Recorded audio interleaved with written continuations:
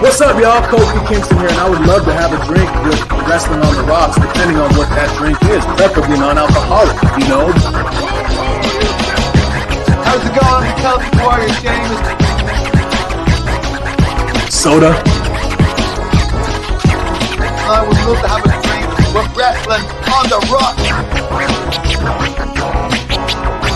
Maple syrup.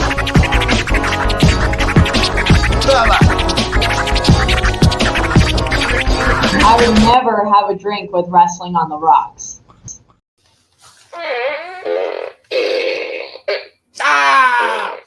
Welcome to the dive bar of the IWC.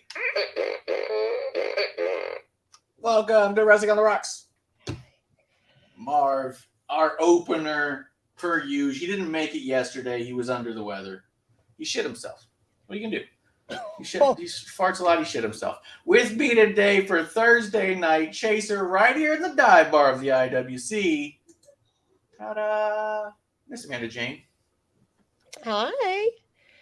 Very interesting. So was this was Marv our answer to in his illness, our answer to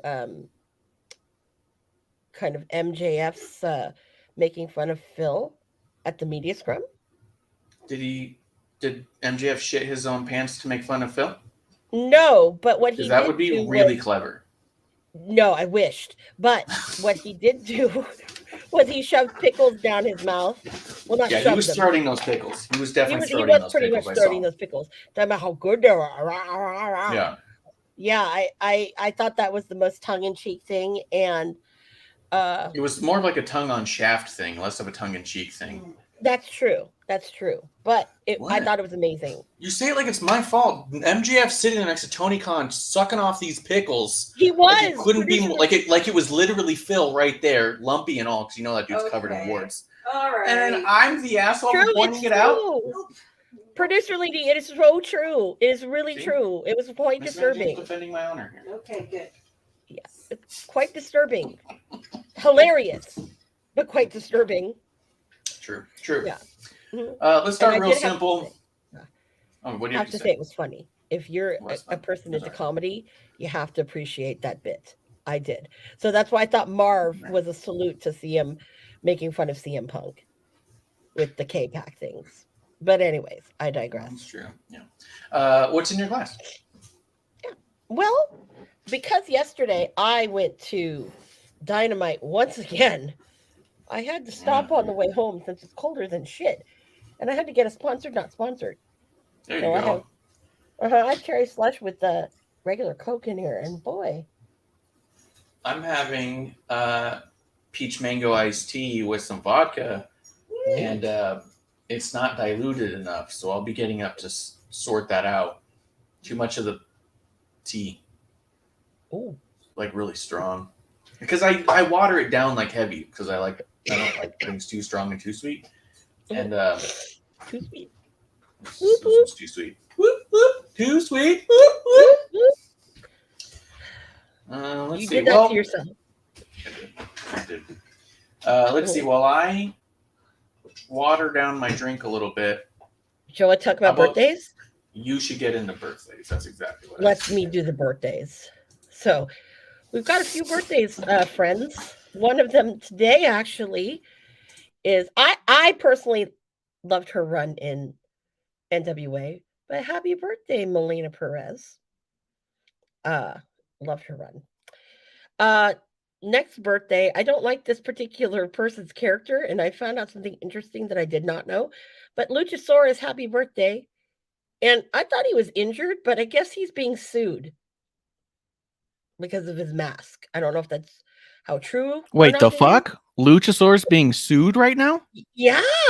I didn't know this. I'm going to pull that up. I'm going to pull that up for news right now. I'll let Marsh look at it. Luchasaurus is being sued about his mask. That's yeah. I hope it's Drago. Breaking news. If Mae Young were alive, she'd have a birthday this week. Happy birthday. Kenta totally told Phil how to go to sleep. Happy birthday. Santino Marella, happy birthday, dude. Another one of my favorites. Yeah, he doesn't get a lot of the credit he really deserves. I thought he was great. And then, Shotzi Blackheart, happy birthday. And our lovely JD McDonough is celebrating a birthday the same night that we're going to get for Dynamite next week, the re-mitzvah, I think is what he called it. The re-mitzvah of Maxwell Jacob Friedman, MJF. And I did buy in my merch haul, which we did not see when I went to Revolution. Yes, the shirt says I was there on my back. This is the two, well, you can't see it, but the 2 pour for a real one. Real one scarf in the Burberry colors. AEW, and on the other side, Smith. Oh, you did it. You got the scarf. You were talking about it. I did. I did. And I want to take a real fake Burberry one and wear them together. And I think that's classy as fuck. So yes. And then finally, one of probably Marsha's favorite people in the world, I think, sarcastically. Happy birthday to elder brother Jackson, Matt Jackson of the Young Bucks. That's too sweet. Throw up them horns. And that's our birthdays. That's it? That's it. Well, buy me a little time. Oh, I'm buying time. Okay. Let's see here. I did get other merchandise. Let me see here. The other merchandise I get now, of course, people, if you're listening to us on whatever you listen to on your podcast and whatnot, you will not see this, but I can kind of describe it. So I also got this is the shirt I was bitching about. The San Francisco, California. Oh, you got it? Yes, I did. That was kind of cool. Because of the Golden Gate Bridge and everything. Yeah, that's great. I do think they do good local merch. I've seen a few pictures of a few of their local merch shirts that I thought they've done a very good job with those. Yes. I was very happy. A lot of their t-shirt designs, and I'm not trying to be a dick, I don't really like. I think a lot of their t-shirt designs are very busy. Very busy and use a lot of basic and busy. Like, yeah. I'm just not into a bunch of I really don't like the new FTR design, but I didn't like the old one either. I don't know, just nothing. And I love FTR. You know which one I do? I do have an FTR shirt that came out from the Pro Wrestling Crate. Some of their Pro Wrestling Crate mystery shirts are way better than the ones they put on their own site. Mm-hmm. Also, case in point, Mercedes Moné, they put a mystery shirt in there for her that I loved. And so I found some on eBay and got one for like $10. So dope. But most of her shirts on their Pro Wrestling Tee site, I don't like. I only like one of them. And then the one you got me that I liked a lot isn't even for sale on her Pro Wrestling Tees. It was a New I'm glad I Japan got local that. only. Yeah. I'm glad it I was got that. only there. So Wow. I'm super stoked about it. Because I looked at the NJPW site too and didn't see it. I was like, oh shit. Like, I think you could only get it at that location, or at least for that point. Like, who knows? In time, right? It could always pop up. But that's kind of cool to know that it was only sold there. Yeah. And it was so you did really good. Too. Yeah. Yeah, it was such a cute shirt. So yes, and I did get. I'm a shill. I had to buy one of the generic ones, obviously, because Ricky. Wrong way. Yeah. Ricky's on it, cool. But because of the I was there. Yeah, I've gotten that. So here's the deal: is I went to Rumble 2019 and didn't get that shirt because I was like, I don't want pictures of people. I don't like the card. By the time I came back, I wanted everything that I had seen that I didn't get, and I've been slowly buying shit off eBay as people put it on there because they're like, "Oh, that was years ago. Who cares?" And I've bought almost every I Was There shirt with photos and everything ever since then from that 2019. So then when I went to SummerSlam, I got an I Was There shirt too, and you gotta have one. Yeah. So, and for our listening friends here, here's a merchandise tip. Okay, if you happen to go to a pay-per-view, or if and they're in the town for a week, don't either buy certain things at Dynamite. Rampage, you're not going to get shit because they pull it. They don't put the merch there because they're saving it for the show. They did not sell like the I Was There, the Revolution, the shirts. They didn't sell that until Sunday. Now, when you do go to a show, do not pass, don't, you're going to jail, don't pass, don't stop at go, whatever, you know what I mean? But anyways, go directly to the merchandise line, because I will tell you, the minute we got in there, because we got in there when doors opened, maybe by the time when we were waiting in line, it was about maybe 10 minutes at most. And they had already, this shirt, when I got there, they had 2 merch booths. They only had small, medium, and 2XLs at my booth. I had to buy one of the 2XLs. Things kind of huge. So, but I did get my other merch. They did sell the greetings from San Cisco, whatever the hell, but they sold that on Pro Wrestling Tees. The other thing that they had a lot of, which was weird, was they had a special Lucha Brothers shirt in 49er colors. That's cool. I didn't realize that was 49. Well, I don't like the 49ers, so I didn't realize that. But if you like the Lucha Brothers, they did put that up on Pro Wrestling Tees. I don't know if it's already gone because the acclaimed one is gone. But that's kind of cool if you like the Lucha Brothers. They had leftovers, so they did sell them in Sacramento last night. All right. But I think they ordered way too many of those. Yeah, makes sense. I feel like it also depends on the shows. Like, there's definitely been shows I've gone to where waiting until something would happen that I knew other people would like that I wouldn't like served me well going to the merch table. A lot of times I just don't like lines, but either way. Let me read out some of this. So we'll do this for news and then we'll get moving. Because there's a lot to cover. We haven't talked Revolution. We got to talk some Dynamite. A whole bunch of shit happened. And I want to talk a little bit about Roxanne more than anything. Yeah. As far as NXT goes. And the HBK thing. But before then, in news, I found it here. It was from January 27th. So it kind of flew under the radar. Luchasaurus sued by CFX over masks. So what it is CFX is suing AEW and Luchasaurus because they made him this mask, and they're suing for profits they've earned from merchandising. So that includes the video game, which hasn't sold any yet, but it includes like the figures they've made and sold, the t-shirts they're using the mask on. It says that Luchasaurus was authorized to use the mask as a performer, but the company retained merchandising rights to the design. This is not that unsimilar from Randy Orton and his tattoos. It is different then in a number of ways, but it's not too dissimilar as far as the case goes, because the tattoo artist for Randy Orton copyrighted the artwork of it and allow him to wear it more or less, right? It says that CFX stated they attempted to sign a licensing deal with Luchasaurus in 2019. Also designed a new mask that AEW bought the rights to in 2021. But emails from Luchasaurus stated that the original design, this is the funny part to me, this is hysterical. Luchasaurus stated the original design of the mask was, quote, too iconic to change. This is prior to him ever being on TV with it. You fucking out of your mind. Too iconic. That's so fucking funny. Let's see. Doesn't he have 2 master's degrees and he's like some fucking thinks he's some smart motherfucker or something? This is true. He thinks he's a smart motherfucker. CFX also alleges in the suit that Luchasaurus approached a second designer. This is where it gets real fucking shitty.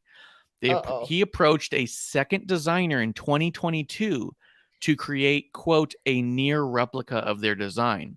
The designer refused, stating it was clear that there were legal issues that needed to be handled prior to my designing a new mask for him.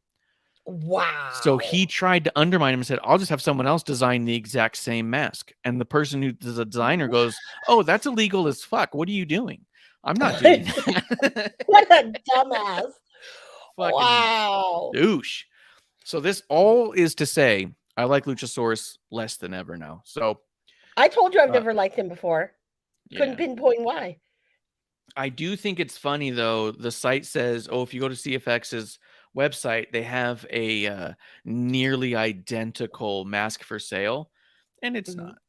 They just have a generic reptile silicone mask that's it's similar, but it's still very different in a lot of ways. Doesn't have the horns. It's not as elevated in some areas, elevated in others. Like it's got a mouth, it's got shoulders. Like it's very different in a lot of ways. But if you were trying to make a knockoff Luchasaurus, you probably could buy this and be most of the way there. So there is that. Yeah, that's nuts. I'm glad you brought that up. I think it's hysterical, and Luchasaurus is a dick. Well, I didn't know until I was having a conversation with people that I met this weekend, and I was like, "Oh," I said, why didn't I was waiting for Luchasaurus to come either try to lock Jack into the case or help Jack with Christian in the case." And they're like, "Oh, no, he can't be on TV." And I'm like, "Oh, is he injured?" And they're like, he's getting sued, or it's in a lawsuit. I'm like, what? So that explains the Jericho cruise to me now too. Because he wasn't there. Yeah, he didn't wrestle on there. So fucking funny. Was he on the cruise walking around? Yeah, he was on the cruise. Yeah. How come you didn't get a picture with him? Because I don't like the guy. I know. I just wanted. Why do I want to take a picture with someone I don't? Well. All right, let me be I thought about that too. I've gone to different events where people are standing around waiting for people to take pictures of them. I've looked at them and been like, eh. Okay. Speaking of people I don't like, and I want to be fair. Okay. I did go to the charity bowling, and I would like to say that I saw Amanda Huber put on a very, very awesome event. She did it all herself. And nice. We had a great conversation with her. Nicest lady at totally nice lady. And one of my friends, when we were talking to her, "Oh, where's your son?" She goes, "Oh, that little shithead." That's funny. She goes, "No." She goes, he's only allowed to come on certain things, she says, because he's way too spoiled. And she says, and yeah. So she goes, "It's kind of my fault that I allowed it to happen," but she goes, he needs to slow his roll. So that was kind of nice to hear that from her. So, but I actually kind of buried a little hatchet with Sammy Guevara. Yeah, I saw that. So how did that all play out? What'd you guys say to each other? Well, why I did it was when we were at the event, you only can have 4 people to a lane. I don't know why they did that, but whatever. But I'd made friends, and one of them, there were 5 of us, so he was bowling on the next lane. Well, in that lane, one of the people who was bowling was someone who had special needs. And Sammy kept coming by to the kid and was talking to him and cheering him on and doing, being a decent human being. Okay. Why would you ever hear me ever say that Sammy Guevara is a decent human being? Where would you ever hear me say that? Yeah. I had to eat crow. Okay. I'm sitting there like, oh, that guy's a piece of shit in my head. And I'm like, I don't want to ruin it for this kid. But he was very genuine. And it wasn't like, because I can tell fake when you're being fake with someone. Yeah. And when it comes from the heart. And that came from the heart. And I was just like, I got to eat crow. And so I went up to him at the end. He was standing there. And Aaron Solo was there. And Aaron's like, oh, shit. Yeah. Hey, Amanda. Because everyone knows who I don't like. Anyways. Yes. And I was like, hey. Sammy's like, oh, fuck. I'm like, I said, I just have to say to you. And I said, I hate you. And it's fun to hate you. And he's like, I know. I love it. I live for this shit. And I go, yeah, no. I said, I still think you're a little shit. But I was watching you with that little boy that was in the lane next to me. Yeah. And I said, you blew me away, dude. Like, I mean, I don't know because this kid was not a fan of Sammy Guevara. His favorite was Orange Cassidy. And the way, like, Sammy was coming up to him, I would have thought, man, that kid loves him some Sammy Guevara. And Sammy Guevara knows it and he, whatever. Yeah. But no. That wasn't his favorite. And I said, you basically made me eat a big fucking piece of shit. I said, I have to apologize to you. And I said, you won me over. I said, I live to, like make your life miserable. I live for that. And it's funny to me. And he goes, that's part of what I do. And I said, but I got to give you props, man. I go, that was incredible. And you've actually made me see a different light to you. And I want to apologize to you. And I apologized to him. And then he introduced me to his wife. She was another person. You see these people and you think, God, she's a fucking, whatever. She was so nice. She went up to almost everybody and said hello, asked if people wanted a picture. They weren't letting people do autographs, but she snuck a couple in there here and there. But it was really kind of cool. They surprised me. The Guevaras surprised me. So you know what? Cheers to you guys because you guys were pretty cool. I still think Sammy's a little shit, but Did you bring up at any point? Did you talk about why you hated him so bad or anything? Oh, he already knows why I hate him. Because it goes back that far. Yeah, it goes back that far. Marsh. This goes back. So when he was still on the Indies. This goes back to All In. Okay. Yeah. Did you feel like watching and talking to him that he's making a concerted effort to just be a better person than the shittier person he was? I think so. That's cool. That's what you want. That's what you want. Because we've talked about it before a bunch, and especially when we really give it to the IWC for, I don't even want to go so far as saying canceling, but when they really just like ream someone for their behaviors, they just never let them become better. Yeah. So the idea that Sammy, to you, in all your interactions with him from before he was ever on TV for years, to him getting on TV and all of that, to be able to interact with him a number of times throughout that journey and see the change. Because you also don't see him every day, right? It's not the day-to-day change. You're seeing big changes because it's chunks of time between. Yeah. I think it's really cool and I think it's notable. Yeah. And I will even say this, like this is how much he also supports his friends. So Alan Angels, as we know, on the Indies, he lives out in the Bay Area because his girlfriend lives out here. And he did a show in Berkeley at some brewery, and then he did West Coast Pro. Sammy and Tay went to both of those shows. Not because he was filming content for his vlog, which he probably did, but everyone was telling me when he was there, no one bothered him, during the matches and stuff. They, people went up to him like afterwards and stuff, but he was there to support his friend. So that was really kind of cool to see that too and hear that side of it and then see how he was at the bowling. So, I'd eat a little bit of shit there. Now, that's good. That's the idea. I will say this. If you're going to ask me, and I feel this is questions coming up, what if it were Ocean Spray? And I'm like, fuck no, that's a whole different ball of wax now. It's got progressively gotten worse on his side. So throughout the years. So. Well, and also, and it's physical now.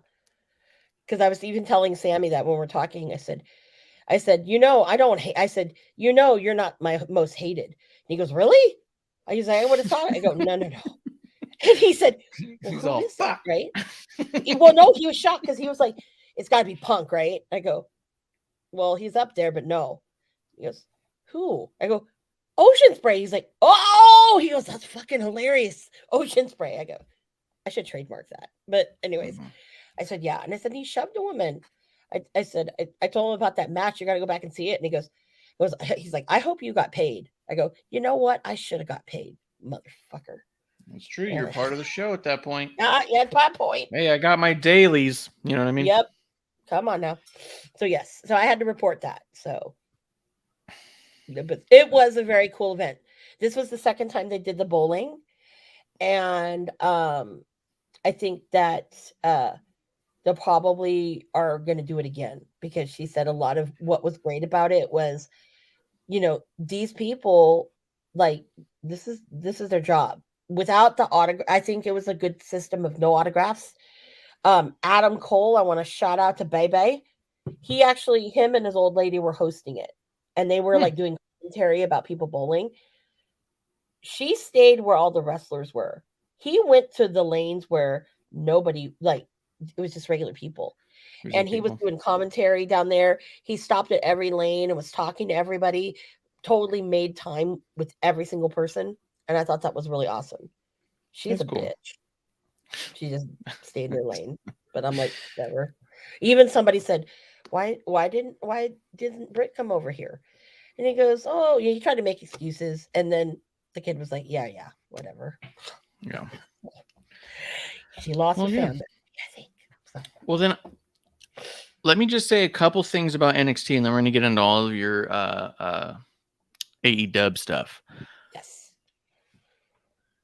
Did I not call it fucking months ago? The second that Waller said something about HBK, I said, oh, so this is clearly going to Gargano. We're going to get the whole thing set up, and then Gargano's going to come in and save the fucking day. Okay. Marsh, why in the last couple of months have we been booking these two shows? Can you please tell me? And it's like a bitter thing. Like, I say it as in a please don't do this. Like, it's the opposite. It's not like, oh, wouldn't it be great if they did this? It's please don't do this for the love of everything. This is the last thing I want at all. And then it happens and you go, oh, great. They did the thing that I desperately wanted them to just not do. So I'm really annoyed at this. It's the first Waller match since I've ever seen him that I have no desire to see whatsoever. And I want him to just move on now. Like, I just don't want him to NXT. Here's my other question for you about NXT before we talk about Roxanne. Is it safe to say, we've talked about it, and I do prefer this presentation, generally speaking, of NXT, the 2.0 look, the new version and all that. Is it safe to say yet that Shawn Michaels is just not as good at this or keyed in or anything as Triple H was? Because the hype for NXT is lower than it's ever been. Even as people like us who are watching it very forgivingly and with the eyes of, well, we're just watching people grow, we're starting to watch people stagnate in growth. How you live in a training center and not get better every time. You know what I mean? Mm-hmm. I know it's like an asshole thing to say, but I'm starting to think that Shawn Michaels is just not the mind for the business that some of the, as Waller even talks about it, like some of the fanboy wrestlers, like the Garganos, want to pretend he is. Prior to this, no one on any podcast, in any shoot, interview, anywhere ever talked about the brilliant mind of Shawn Michaels. They talked about his brilliant in-ring work for himself. Even Bruce Pritchard said the problem with Shawn Michaels on commentary is Shawn Michaels knows how to get Shawn Michaels over. He doesn't know how to get anyone else over. Yeah. Is this starting to really flourish in front of our eyes that he just doesn't know what gets people over or a show over? He just knows how to get himself over. And he's just telling everyone else, do what I did, I guess. You know what I mean? Mm-hmm. Well, how long has HBK been doing NXT now. That's what I was thinking. Since before 2.0, right? Is it right before 2.0?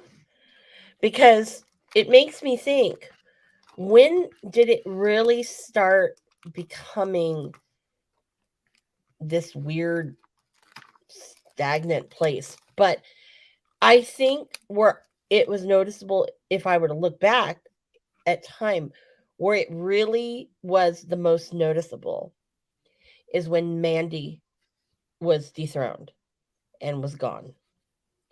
This is where I think you really saw a lot of the weakness in Shawn Michaels, controlling this ship. And because it's been rather boring. And then I think it didn't help when Booker T came on commentary. I'm going to say that until I'm blue in the face. It just doesn't, it's not, not the same. And now we're getting all these people coming back. It's like, okay, you brought Apollo down.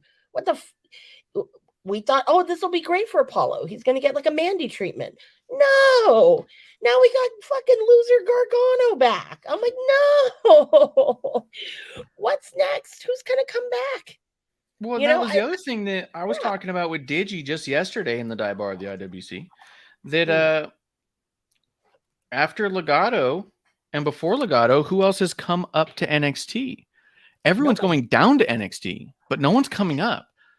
What's happening if you have when you have a whole company filled with people who aren't getting better and aren't becoming good enough to just go to the main roster, and then the ones who are just feel like they're stagnant because they're not growing past what they needed to do to get to the next level. They're just stuck there. You know what I mean?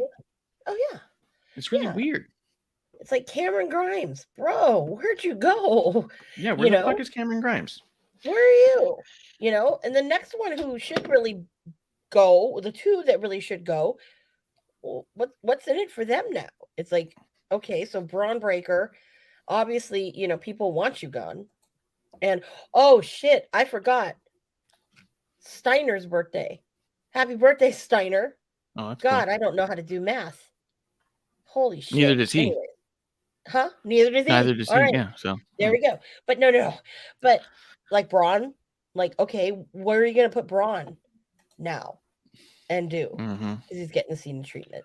And then Carmelo. Oh, Jesus Christ. When I did see that picture that MVP posted, I got all the feels. You need to be with that man and all those people. That's the only way you're going to strive. I thought that was cool. Yeah. And I think I said that in episode 1. Yeah.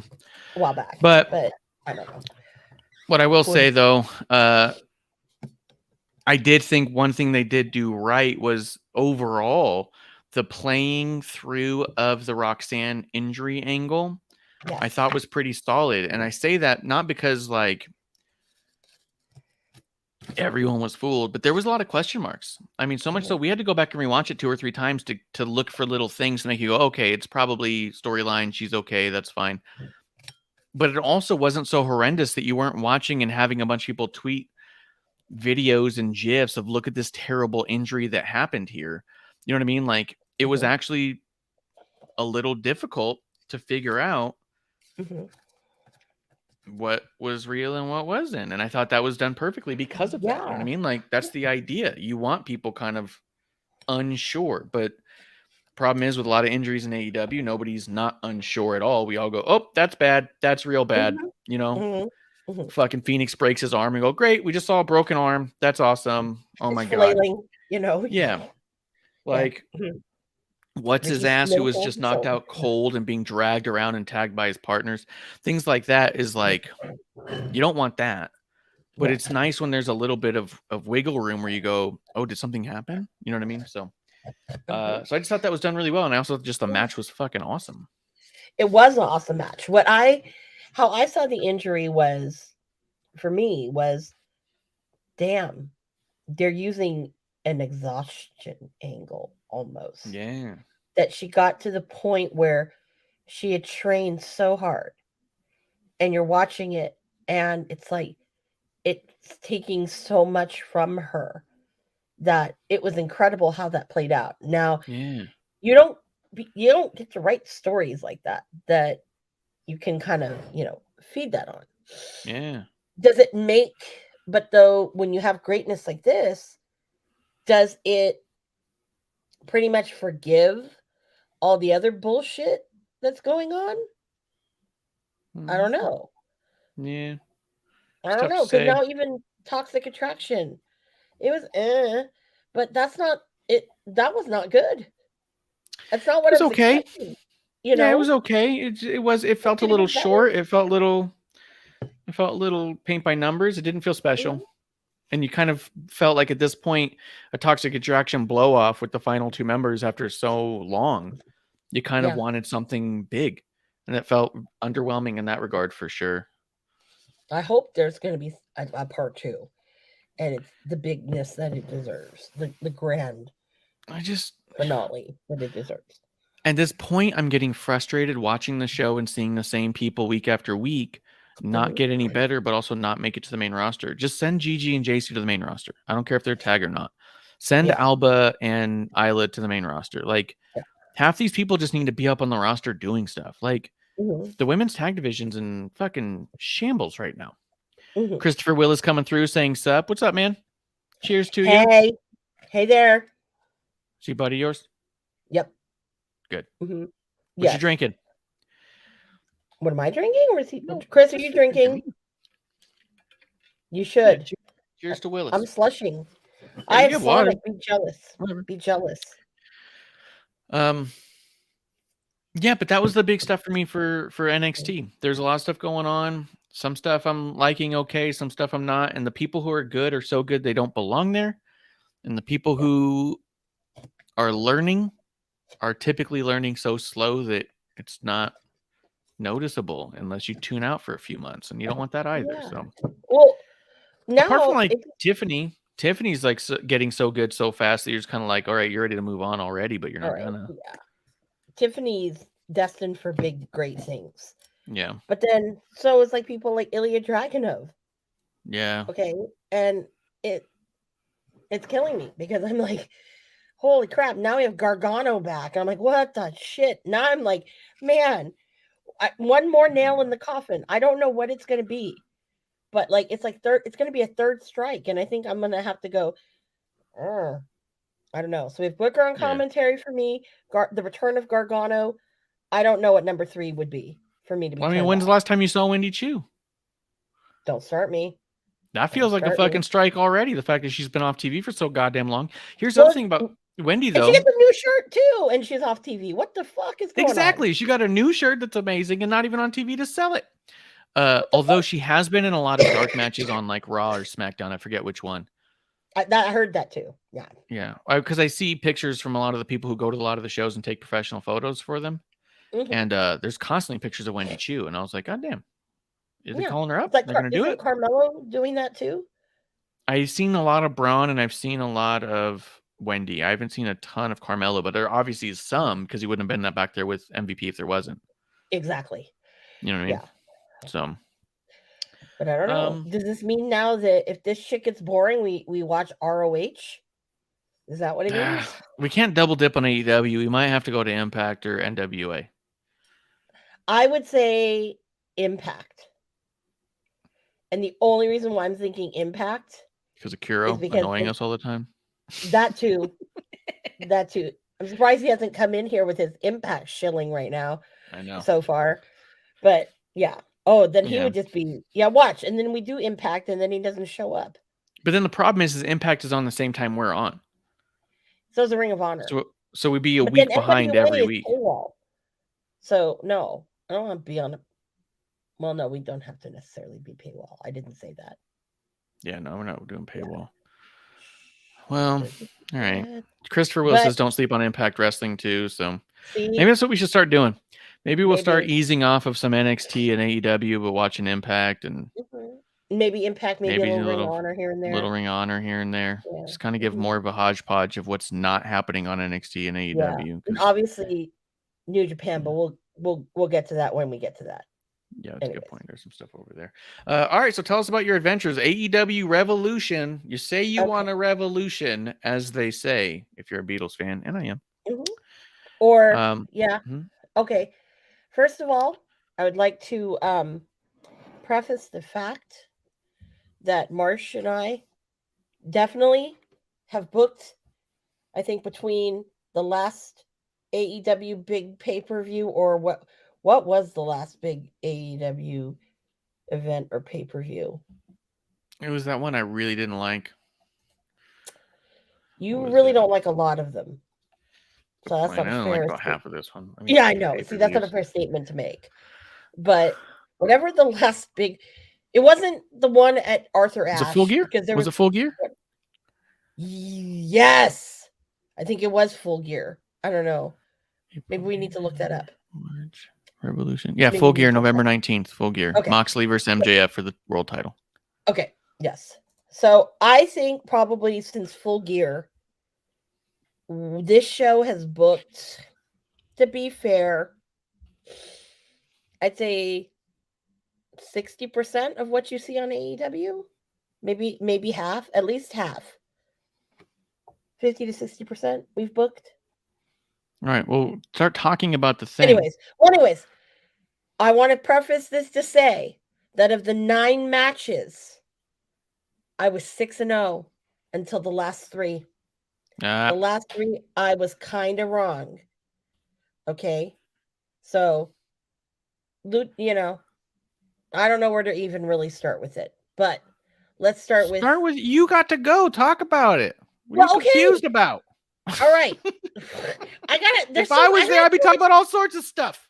Oh my God, I've had so much live wrestling. It's all blending into one. But let me just say this that's been pretty cool. I do like that one aspect because WWE travels a lot. Obviously, they're in a new town every single week and twice a week. And then they will do towns around the town a little bit for like 1 or 2 shows. It is cool that when AEW travels, they go there and make camp more or less for like a week or 2. So you get the chance to experience a bunch of it, for better or for worse, whether that means that their tickets start to dwindle some or whatever. I don't know. I'm not on that side. I'm no expert. We're just drunks on YouTube talking fun. I think it is cool for fans, though, that it's like, hey, if AEW is going to come out this way, at least they're going to be here for a few days, and we got some chances to go with friends, go different times. So that's cool that you've seen a bunch of them. Yeah. So pre-show, I was going to say this, kind of knew that you had to kind of give it to the Lucha Brothers and Briscoe, but it was great to see Josh Woods, Tony Nese, and to be honest with you, Arya Daivari, your brother is a better wrestler. Sean is so much of a better wrestler. What the fuck is that? I'm just the pre-show. Just saying. Okay, I got that one. I was right. All right. The first match of the night. Yeah, that I would think probably one of the absolute better of the matches of the evening. Starks and Jericho. Got that one right. That opened the show, right? That opened the show. Now, I will say this. You could tell with Ricky, and I don't know if you remember from Hard Times or not, when he faced Murdoch. You could tell when he faced Jericho that he was nervous because Ricky got a little kind of botchy, shaky legs. Okay. And I was trying to think back of, that was the last big match that Ricky Starks has really had with Hard Times. Okay. He can call me a liar and he might think differently, but I think that was the last big match, especially because of the scope of what it was. It definitely was not more. It wasn't the biggest. He's had bigger matches career wise. Like his first match in AEW was a lot bigger in terms of, am I going to get signed by this? Because he was more in desperate times. But as far as like storyline matches meaning something, so I would say personally speaking, he's had bigger matches. Career storyline kayfabe reasoning, this is probably the biggest. You know what I mean? I don't know, because he has a lot to prove, because he's still not top tier. Okay, so no, but if he flubbed that first one, he might not have the job he has right now, and that was big. But did that match mean anything storyline wise? No. Did it turn into much? No, not really. He's had a bunch of matches that haven't meant much, but have been important. You know what I mean? Yeah. But this was that big one where it's a live scope of, you're on the fucking poster, dude. You're on the poster. You're opening this. You're on the shirt. I mean, come on. So of course, I'm glad that he did, because if he had lost, that would have been a disservice to him and everything. The casket match, I thought it was cool that they actually used real dirt. Apparently, I didn't smell it, but one of my friends said you could really smell the fertilizer in the dirt. So they just got bags of fertilizer, is what it is. Bags well, of manure. Yeah, no, but I didn't smell it it was behind my back. So I mean, I don't That's know. Funny. But I called that one too, because and then of course I was curious about why we didn't see Luchasaurus, but then we discovered that today. Breaking news. So I saw some people complaining. So let's go back a little bit. So we're not just running through it. Jericho Starks. I thought it was a pretty solid match. I just wish Jericho didn't need to have so much bullshit at the end of all of his matches. It ruins his matches. Yeah. Like, especially for a promotion that seems to identify itself with clean wins and the no DQ finish not existing. That they've only had one match ever end in a disqualification, and it was a Thunder Rosa match because she wanted it, because she demanded it, she pushed for it. Everyone else has never had a DQ finish, but Jericho pushes that to its limits every fucking match, where he does everything he can to get disqualified and just lets the refs not disqualify him. And it makes everyone look like a fucking idiot at the end of the match. Each match looks like everyone's stupid all of a sudden. So I liked that Ricky won and the match was good. And then the finish had to be so convoluted. Just let someone have a fucking win. Just let Ricky Starks just fucking beat you one time. Let somebody win in a way that's not a bunch of fucking bullshit every time. He needs all these excuses and outs, like he's this massive baby face that's always overcoming the odds and needs a reason why he gets to go again. Yeah. You're fucking 40 years into this or something. If you lose one, it could mean something. If you never let anyone beat you ever, because it's always, well, they beat me, but there was a fucking baseball bat and a ref turned around. I hit somebody in the balls. Fuck that. He's been doing that for every match in AEW, and it's frustrating because, like, it ruins the finish of every one of your matches if you just don't have wins and losses that actually mean anything. If you refuse to disqualify somebody and also do everything you can to get disqualified. You know what I mean? But I was very frustrated by that. I was mad because I was like, just let Ricky win. Well, here's my question to you, because the one ref that always does the Jericho matches, and this is where I was thinking about this whole weekend as I was watching, all of these different matches and all of the refs they have. Aubrey is the one that does the Jericho matches, as we know. Aubrey is also the only one of the refs who really is kind of blind, obviously blind to his shenanigans, of whatever, and his cheating.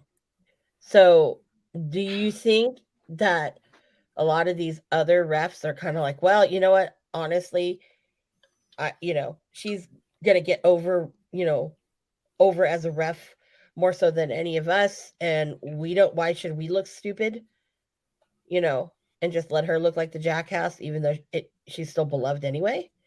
Nah. Because that's one thing I noticed, he's the only one really who his matches that it's obvious she's like totally other direction, not paying attention. So I was just wondering that. I mean, I don't know. The whole Jericho Aubrey relationship is confusing and frustrating. That's such a secondary thing at this point.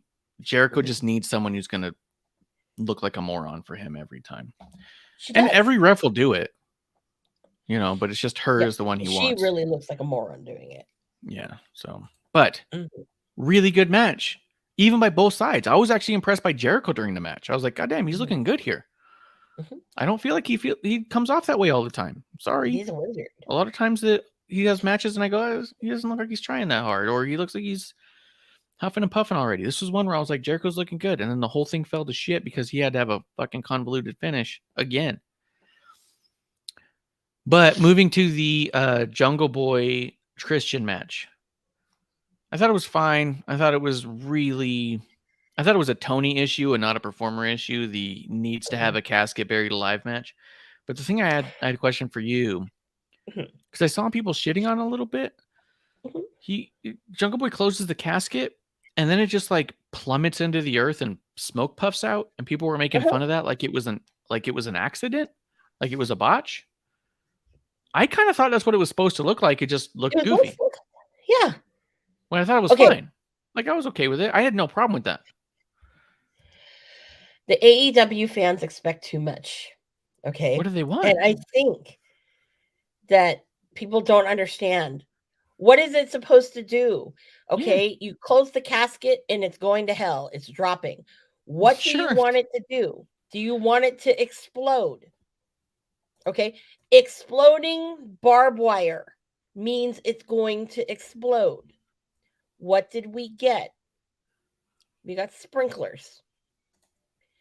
This casket dropped to the earth. Yeah. It went into the ground. Yeah. And it was fine. I had no issues with that. I don't either. I don't understand. What do you people want? Yeah. What were you wanting? As soon as it happened, I was like, even once it plummeted, I went, that's kind of neat. You know what I mean? It was cool. I'm like, and the thud, it was great. There was that thunk, the thunk. Yeah. And I even thought to myself, I was like, yeah, don't overcomplicate it. Yeah, perfect. It's simple.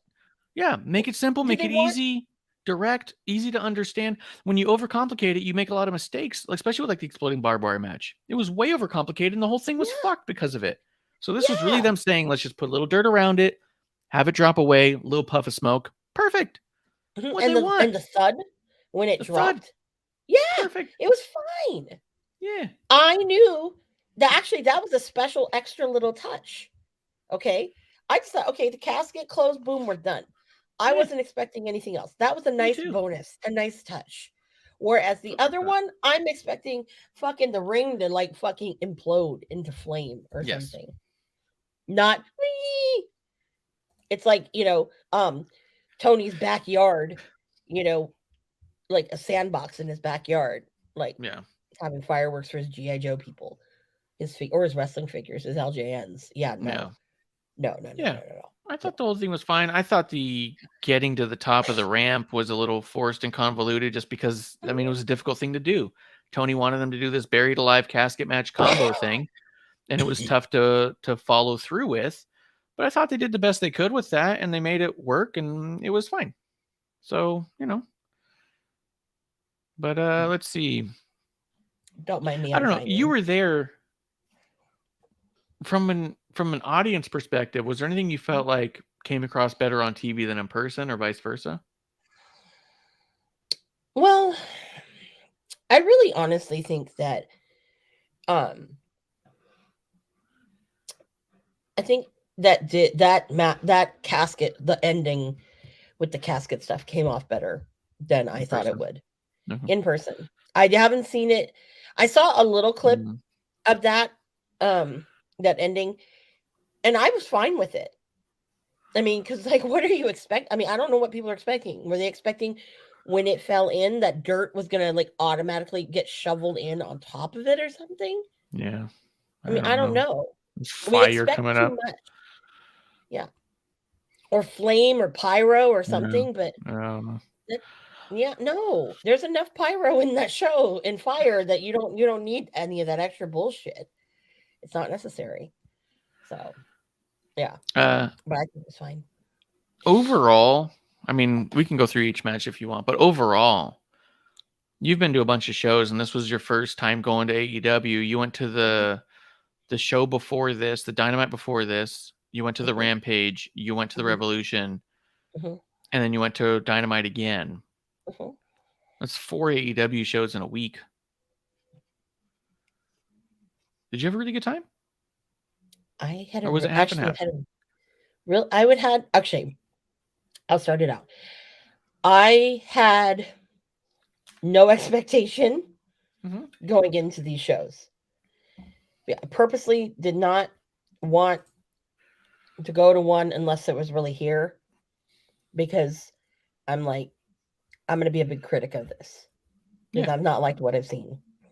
Right. And I want to say, we've shit on it. We've praised it when it's good, and we've shit on it when it's bad. And I can be harsh on it. I can be more harsh than you on it for sure. Like I'm not. Well, there's some things I'm harsh on. I was harsh on. There's some things that I saw this week I was a little harsh. I can be harsh on and shit on, but we don't want to. We try to not be those people, but that will be a subject coming in a little bit. But I will say that it did what it had to do. Mm-hmm. There were a couple things that I think are not necessary. I don't feel that Rampage should have been live. But I get that they filmed a lot. I think it hurt it because the attendance was shitty. When you're selling $10 tickets like 2 days before the show, that's pretty shitty. When some of us paid $90 and you're like, what the hell? Right? So that wasn't the coolest thing. But also, I know they did tape a special Saturday version of Internet Wrestling. What was it, Dark Elevation or Dark, one of the two. And that's fine. But honestly, you didn't really need that. I mean, you could have had a special extra long, Rampage that you filmed after Dynamite, because that's been the issue back east of those shows go so long and the crowd's disappearing when they do the back-to-back, the Rampage and the Dynamite, or vice versa, whatever. Your crowd gets stale. But it's better. I think it's better to have that than like hardly anybody at all, because it just seemed like there was no energy, and I felt like the Rampage show was better than Dynamite in going before a pay-per-view, and that's kind of sad. It's not what you want, but that's cool to know that it was probably worth checking out the Rampage before more so than the Dynamite. Yeah, because a lot of people don't watch the Rampage. Yeah, people don't. That's why there was hardly any attendance. Well, no, we missed a couple of comments here. I don't know why they didn't show up for me when they. Because I feel like I had to think of them. Willis says ROH, yes, because he was, we're talking about watching more Impact, and I actually was pulling up the Impact thing. It's going to cost me 99 cents a month to get the weekly show. $5 a month if it includes the pay-per-views. What? I think people should just go to wrestlingontherocks.com and hit the donate button and donate me however much money you donate me. That's how many months I'll get for either 99 cents or $5. Exactly. Or if you donate even more, we can get Ring of Honor. Okay.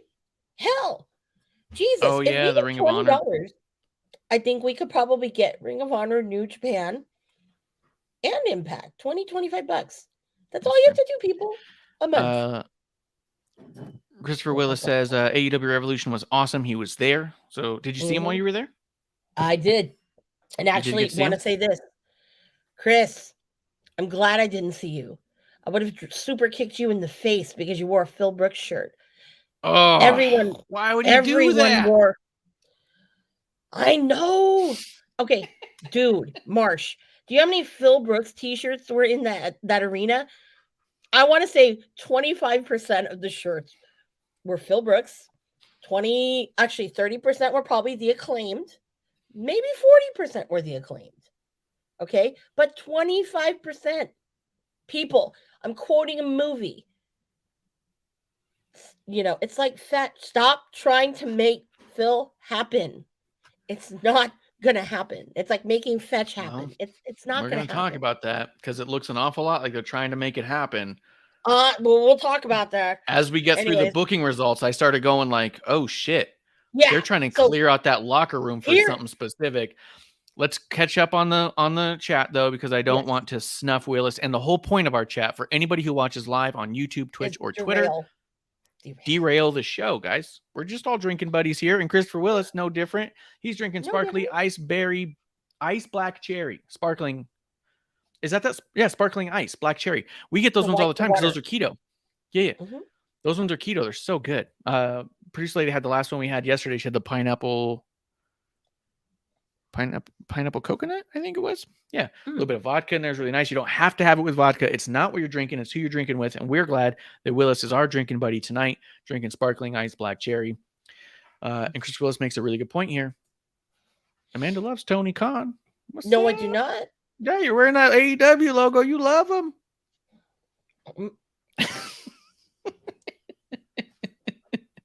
I love to call him God. Ask Willis right here. I call Tony Khan God. He hates that. Is that a thing? You know what I love?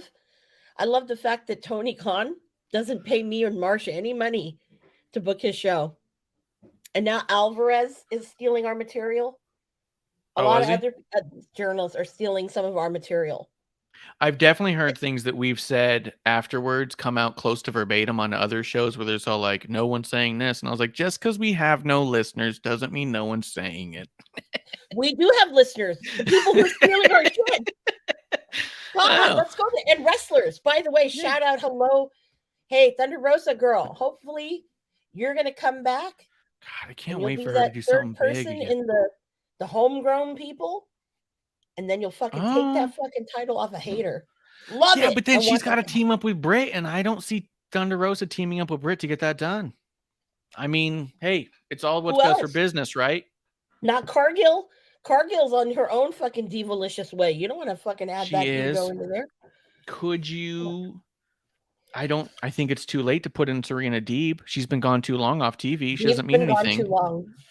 Thunder Rosa's the only one that has an excuse to be gone, so when she comes back, it'll be cool. But Serena Deeb's just gone for no reason. As far as kayfabe goes, as far as I don't know, but as far as like what I see on TV, Nyla should come. So, do you think, as a quick side note, this Ruby, Tony, Saraya, I've seen someone equate it to a female NWO. That's not exactly the feeling I get from it, but do you think that's what they're definitely going for? Yep, that's what they're going for. Huh. All right. Yeah, that's the exact thing I feel. Tony, wants his own NWO. Big fanboy, gets a fucking stiffy for whatever. Here it is. You know what's interesting? You know what's cool, though? I'll give Tony credit for this. He wanted a Goldberg. He made Jade Cargill. He wants the NWO. He makes a women's faction, Invaders. The fact that he's thinking of things that worked really fucking well in the past that he wished he could have. Because I guess my understanding is he reached out to Goldberg. What is it going to cost? Goldberg, I don't know how his response went, but if I had to venture a guess, I would guess that Goldberg is still laughing to this day. But probably. But in fairness to Tony Khan, and as unfair as I am to him all the time, in fairness to him, it is really cool that he sees the women as a potential outlet to try and get these massive things. Look, if I could do the NWO with anybody who I'm going to pick, let's do it with women. Hey, if I could get a Goldberg and it's not going to be Goldberg, in our minds, we all go, oh, go with Wardlow, go with Hobbs. He's like, let's do it with a woman. Let's make Jade Cargill. That's fucking cool. Genius. It's not working right yet, but it could. And if it does, it's going to be awesome because it'll be the women doing it. You know what I mean? Like, it hasn't clicked the way that you want it to. But if he's trying with the women on that level, that's really cool. Yeah. And one more thing before we continue, Christopher Willis did say, "I'm sorry for wearing a Phil shirt." So you can't say sorry. There's no forgiveness. Did you see? That's a poor taste. You're trying to make something happen that's not going to happen. I don't care if you had matching shoelaces because you could go on the Hobbs route. I almost retweeted this one, just as long as we're talking about being fair to Tony. But I shit posted it to Gabe instead. Liv Morgan tweeted, "I always thought I liked Pepsi better than Coke, but I don't." I was going to retweet that and say Tony Khan says.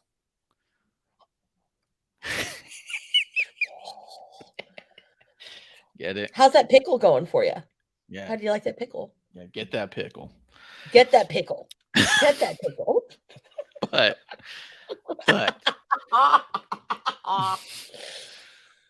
I always thought I liked Pepsi Man more. Turns out I'm more into Coke.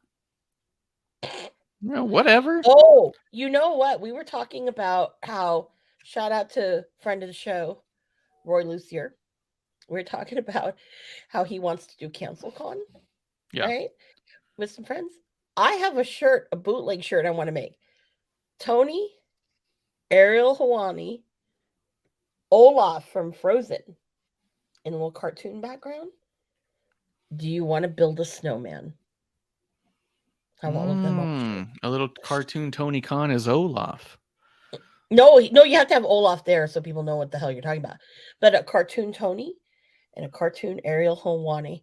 Or it's Olaf building a snowman with a Tony Khan Olaf curly hair wig. Snowman, and the two of them are together and they're in the snow. And Ariel's asking him, "Do you want to build a snowman?" I wish I was good at like Disney style, because that's a style that you can do. Huh. I don't want to spend the money to commission the right person to do it for the joke, even though it's fucking worth it. Mm-hmm. If I was Kuro, I would do that. I would pay money to have someone do that, and I would leak it. Kuro, where are you?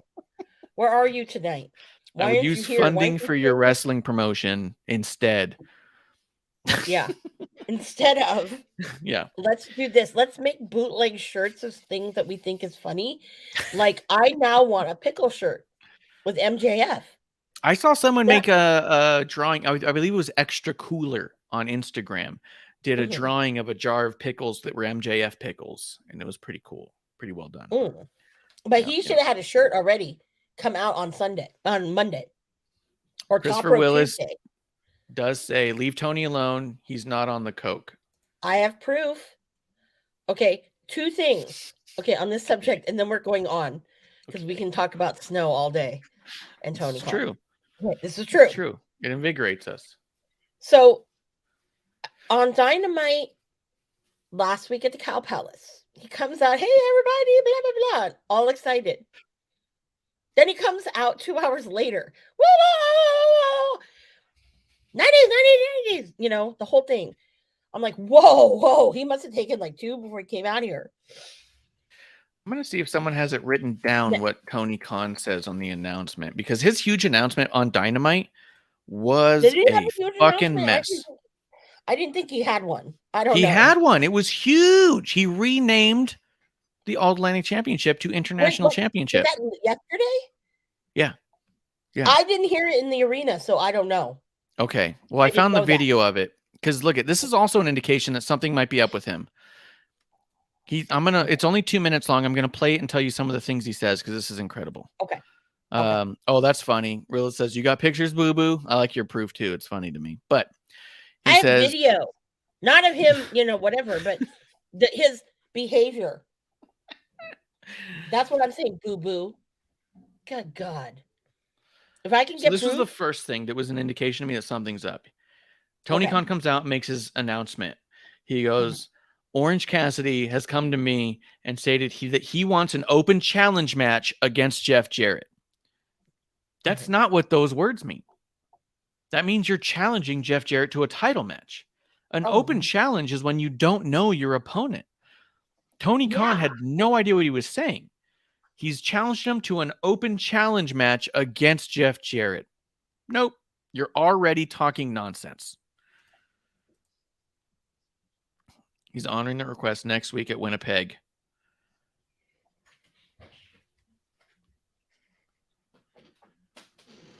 He says Winnipeg like 12 times.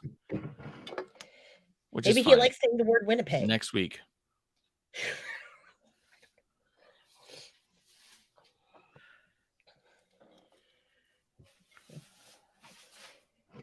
I wish I could have patched this in, but he says next week a lot. And it's to support the release of Shazam in Winnipeg. Next week in Winnipeg. He says it that many times. Shazam. Orange Cassidy versus Jeff Jarrett for the international. He says it 6 times. Next week in Winnipeg, he says it again. Next week in Winnipeg. Huge match. They're so excited about Shazam. We can't wait for Wednesday Night Dynamite in Winnipeg. Next week, Orange Cassidy versus Jeff Jarrett again.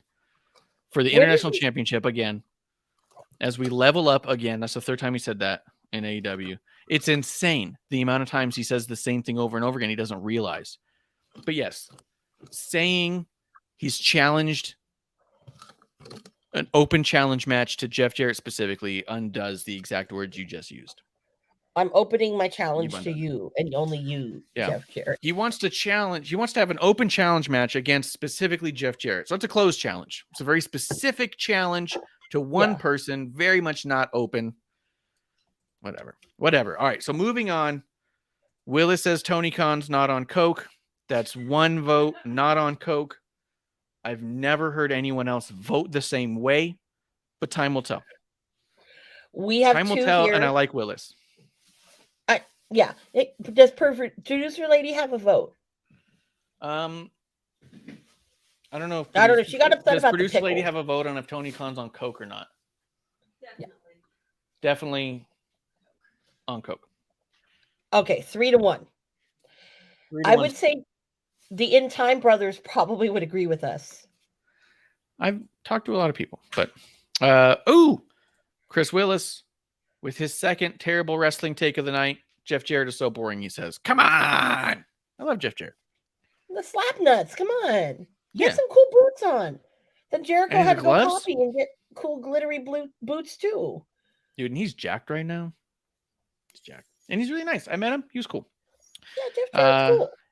Jeff and Karen are cool. But I get it too, though. I do get it. A lot of people think he's boring, and I get it because he's And a lot of people don't like Sanjay. I was a little upset. I had a Dixon Ticonderoga pencil in my purse.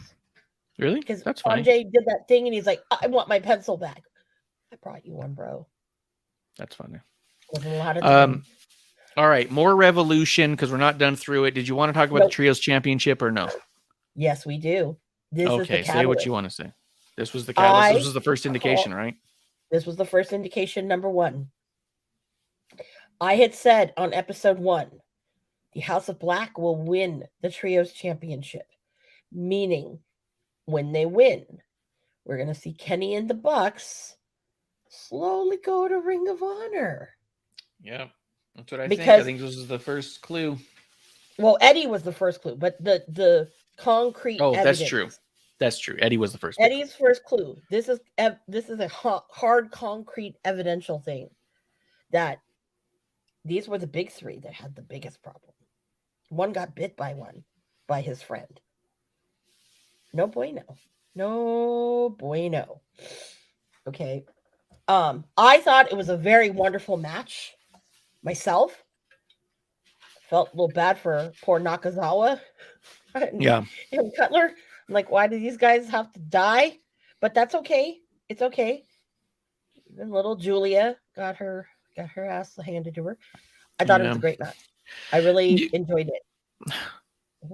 Julia's cool doing what she's doing. She's clearly not a goth girl pretending to be a goth girl. It looks so forced, which is fine. I'm fine with that.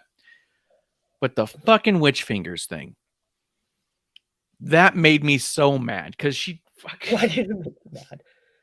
Because it was obviously fucking pieces of paper taped like children do in middle school with aluminum foil around it. Yo, they at least pay someone. What do you mean they sell those? What are you talking about? Who? Go on Amazon. They sell them. They're called witch fingers? What are they called? Because people used to do the same shit with Funyuns. She looked like she was walking out there with fucking silver Funyuns. She was not walking out there with silver Funyuns, okay? They were basically silver Funyuns. No, that's what Funyuns look like. Nail Funyuns look like those people who naturally grow their nails, and that's how they turn into, is nail Funyuns. No, if you put nail stilettos, because that's what those were. That's what you'll see. Nail stilettos? What the fuck? Yeah, nail I think that's what they're called. Nail stilettos. Stilettos. I'm really bad at spelling, so who knows what I actually find. Oh my God, you're right. But those didn't look as good as the ones that these look better than the ones that she had. Well, you don't know. Okay, hold on. I'm going to stop you. She made phony ones out of paper and aluminum foil, and there's real ones online? Like, come on. You just have to ask who They're made $10. I know, but you have to Why ask did she spend them. Who made them? Her on her lunch break. Their costuming is horrible. Look at Pace in Point, Ricky and his trunks. Horrible. There was a lot of horrible gear. That's true. They're real hit and miss with their stuff over there as far as that goes. Yeah, it's bad. All right. Finger stilettos are a thing. For anyone who wants to know, you can get a 10-pack of fingernail tip claw rings for $9.99. Yeah, 10-pack meaning one for each finger. Yeah, I know how many fingers people have, Amanda. Well, I know, but I'm just saying for the people at home who don't know math. I'm just trying to help people out here, okay? I don't know math very well either, but at least, Plus, we're all drinking, so. Willis does say House of Black versus the Elite. It's a B+ for him. Okay. Oh, hey. I paid close to no attention to this match, so I'm not going to give it a review. Willis, I saw Julia come out with fake Funyun fingers, and I was like, I wish you didn't do that. And then I saw the match start with one of the Jacksons, and I said, I can't do this. And so I couldn't watch much of it. It was probably Matt Jackson, whose birthday is this week. So rude. And he immediately did something goofy, and then I did watch enough of it because I remember thinking, I had this actual thought as I was watching. I thought to myself, oh my God, Brody King is the only one having a wrestling match in this thing. He's a badass. Everyone else was doing whatever they could on a trampoline, and Brody King was out there knocking people the fuck over. So much so as I remember that one of the Jacksons... Malachi Black wasn't. He was not. He was doing his version. One of the Jacksons grabbed Brody King's arm and starts to do the tightrope walk, which I always say this always makes people look like an idiot. And the only reason it kind of worked with Undertaker is because of how he would set it up and because he was the fucking Undertaker. But one of the Jacksons does it, and Brody grabs his arm and yanks him off the ropes. And I was like, fucking finally, someone makes some sense around here. So to me, this whole match was Brody King is awesome and everyone else is goofing off. No shit, so Brody I King could have is given... awesome. I would give the entire trios championships to Brody. He should have one on his waist and one over both arms. And everyone else just shows up and does what they want. Brody King is awesome. People didn't like my chant. No one was having it with me. Because I was doing the whole Brody fucking King. He's so dope. Fucking, Every time he has a match where I go, maybe he's not that great. He has another match that he's actually fucking amazing. And I go, oh, that other guy must have dragged him down. You know what I mean? Brody King is like 320 pounds or so. Fucking can cannonball like fucking. He can fucking fly. Look at him do a tope suicida. Holy fuck. Okay, I don't give a shit about him doing one move where he jumps. I give a shit about him telling a story in the ring and beating someone up in a way that makes me forget that they're jumping around. He was in a match with a bunch of people who don't like to do that. They don't want to look believable. They want to make fun of it. Everything's a joke to them. And Brody was all like, not when you're in here with me, bub, and fucking knocked him out. It was so dope. Brody King was awesome in this match. I give Brody King an A+ in this match and everyone else a participation award. Sad. Not even grading them. Sad. That's how much they graded me. I like words. Big on the puns. Where's Marv when you need him? I got Marv. I know you do. Willis does say the Young Bucks are overrated. Don't at me.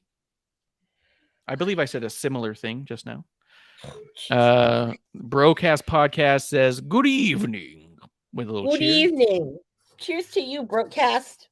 And Willis says Brody King is awesome. Yeah, he's awesome. So that was my only takeaway. That's my entire review of that match. Was I love Brody King, and everyone else showed up, I guess. And everyone else was assholes. That was your thing. Everyone else showed up. If you did roll call, they're all there. So that's something. That's more than not showing up. So they did that, and then Brody King was a badass. Well, I miss him and PCO together. Those two crazy motherfuckers. Holy PCO's shit. Fucking cool. PCO's dope as fuck. Yes. But I guess if we want to watch PCO, we have to watch Impact, huh? Yeah, I got to get 99 cents a month or $5 a month, depending on how much I can get to my donate thing. WrestlingOnTheRocks.com. Donate. If you donate $1 a month, I'll get the lowest level. If you donate $5 a month, I'll get the higher level, and we'll review Impact instead of NXT. If we get $25 in donations, we will also get Ring of Honor and. Yes. Well, how much is Ring of Honor a month? $9.99. But it doesn't come with pay-per-views. Jesus. But that's Here's okay. what I'll do for Ring of Honor. I'll bootleg it. If you buy me Impact, I'll bootleg Ring of Honor. Damn. At least buy the weekly Ring of Honor. Come on now. Now, if you are stealing our stuff for your podcast, I suggest at least fucking donate $1. Yeah, at least use the 99 cents. Let me have Impact without the pay-per-views. It's okay. I won't even shout out anybody who gives me the $1 if they put in the notes, I'm stealing your shit. I'll be like, okay, cool. They're paying me for it. We just want honesty, transparency. Yeah, just tell me We you're won't stealing your steal shit so you yours. don't want to be shouted out. If you don't tell me that, I might shout you out. So if you just say, hey, keep this between us. I'm stealing your shit, but here's $1 a month for you to watch Impact. I'll be Exactly. Perfect. And I will say this. We don't steal anybody's shit. We don't have I credit people. I credit people unless I don't like them. Then I won't credit them. Yeah, but me, I don't steal any of your shit. Okay? I don't have to because why? Dude, I've muted so many newsletters and stuff. I keep up with Raj and Wrestling Inc. because I like the guys. Okay. Almost all of them else are muted. Hausman, you're a fan. Hausman, I like a lot. He's not on social media anymore. Oh, when did that happen? I haven't asked him why, but I text him from time to time and check in on him from a personal level because we're friends. Yeah. But I haven't been like, hey, what's going on with it? Like, I don't do that shit. I'm just like, hey, how you doing? How's Sam it been? Roberts shill, though. Yes, I'm a big Sam Roberts shill. I mean, if you listen to his podcast enough, then you would know that because he shouts me out too. So, God, you know who used to shout me out on theirs, and you told me don't go there, and I'm going there just for a second. Cole Cabana. That's funny. Yeah, how you doing? Yeah, Cole Cabana is dope. He's one, as we talked about the meet and greets where I've snubbed people. He's one that I snubbed in the past. Who? Cole. Why? At the first Starcast I went to, I saw him. He made eye contact with me. I made eye contact with him, and he kind of smiled and kind of like looked like, and I was like, eh. Well, you went to the first ever. No, it was like the third Double or Nothing one, right? Oh, the first ever Double or Nothing, yeah. Yeah. Well, we've heard the story. We know. We've heard the story. We know. That's the one where he got bombarded. Yes, he got bombarded. That's how you got on board. On Block Amanda. Yes. So, but he was probably thinking this guy probably doesn't know Amanda because you did not know me then. So it would have been fine. It would have been a lovely conversation. True. He probably was inviting anybody who would not talk about you. Probably that's what it was. Yeah, but I snubbed him because I only knew him as the dude that. Here's the thing: is I wasn't even that keen in on the lawsuit. I just knew him as the dude who had the podcast with Punk, and I was all like, "Damn, fuck that." That's all I knew him as. And then I remember walking by his table and seeing the North American NWA title, and I went, "Well, that's fucking cool." But then I kept walking. I know. And in hindsight, I probably should have just stopped and talked to him for a bit. What's up, man? I don't know you that well. Because even if I said comedy, you have that in common? I mean, right. But Cole is the type of dude that's conversational. So if I had even walked up to him, and anybody can do this, I don't know a lot about you, man. This is kind of what I know. He'd have been like, that's cool. That's fine. And then he'd start talking to you and he'd win you over.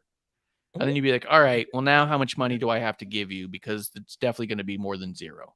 And I need stuff now because I'm a fan. So Willis does say, get the $5 membership for Impact Wrestling shows. Amanda, you have my honor club. That's funny.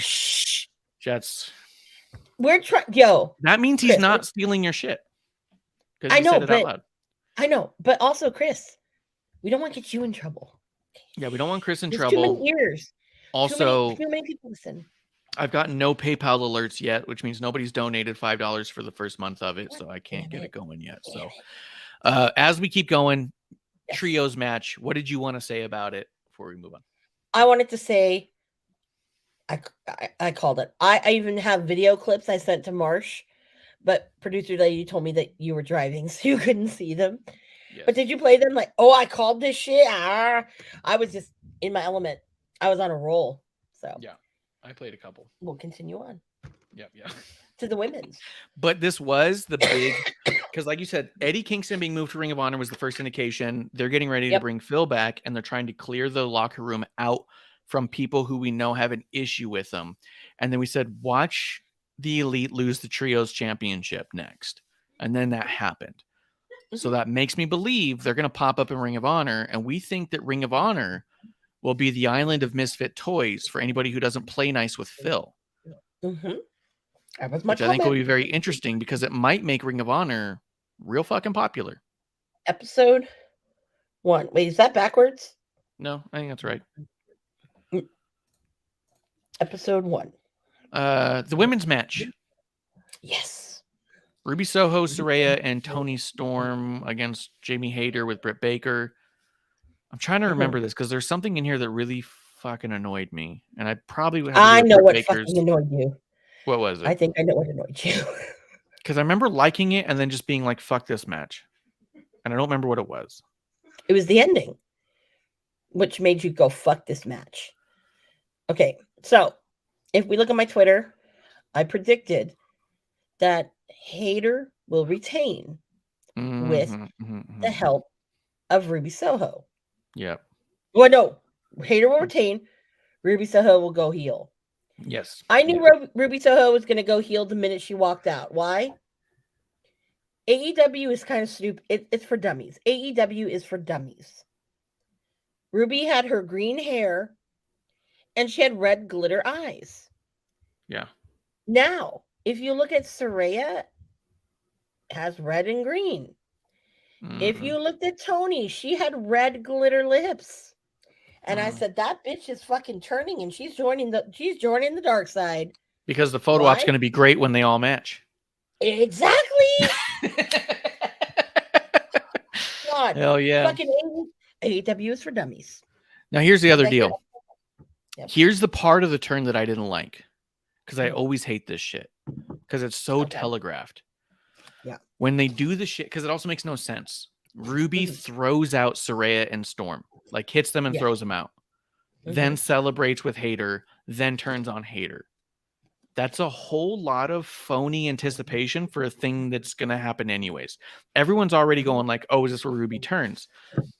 Having her throw out the people she's supposedly teamed with, like if I was suddenly going to join a different podcast, I'm not going to talk massive shit on them and then be like, psych, we're friends. Because then it's like, you just said a bunch of mean shit. Why'd you punch Saraya and kick Tony and then throw him out of the ring? I'd be all like, is that really for the greater good? What happened? Because that to me pulls me out of the psychology of telling a story that comes off real, and it starts to pander to trying to get desperately a specific reaction from the crowd. You're trying to work the crowd. You're not trying to work your opponent, right? If I'm meant to believe any of this, and I know I'm not, I know I'm flat out, AEW makes no qualms about it. They don't want you to believe any of it. But if I'm meant to believe for a second that Ruby is trying to trick Hayter, then why is she pandering to the crowd over and over again? Why is she trying to get the crowd to respond a different way instead of trying to fool her opponent? Kids do what? It's so stupid.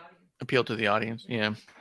Yeah. So I don't like anytime someone backstabs the ones they're about to turn with to then turn on the one they want to backstab to initiate. Like, it's just ass backwards. Just don't do it. Tony and Saraya realistically should have just run off. Ruby, all she needed to do, I'll throw up a fist and you guys go, oh shit, forget it, I'm out. Why do you need to engage in physicality? Because you're trying to convince the audience to boo or cheer or something. And it's just, to me, it's a little pandering, and I don't like it when they do it that way. But I do like that Soho is now with Saraya and Storm. I think that's cool. Triple Threat was okay, he says. Yeah. I did love Jamie Hayter's hair. When I have to get my hair done next, I want that pink with the dark. Oh, that'd be cool. That'd be cool. But other than that, I remember really liking the match, and I liking the way that they're together. I don't like how we had to do it at the end, I guess. Texas death match in San Francisco. Perfect. All right. First of all, I would like to make this statement. No one gives a fuck in San Francisco about Texas. We're such a liberal fucking town, and to fucking put us with that red horse shit, stupid. You could have done something like an Escape from Alcatraz match, okay? Where it should have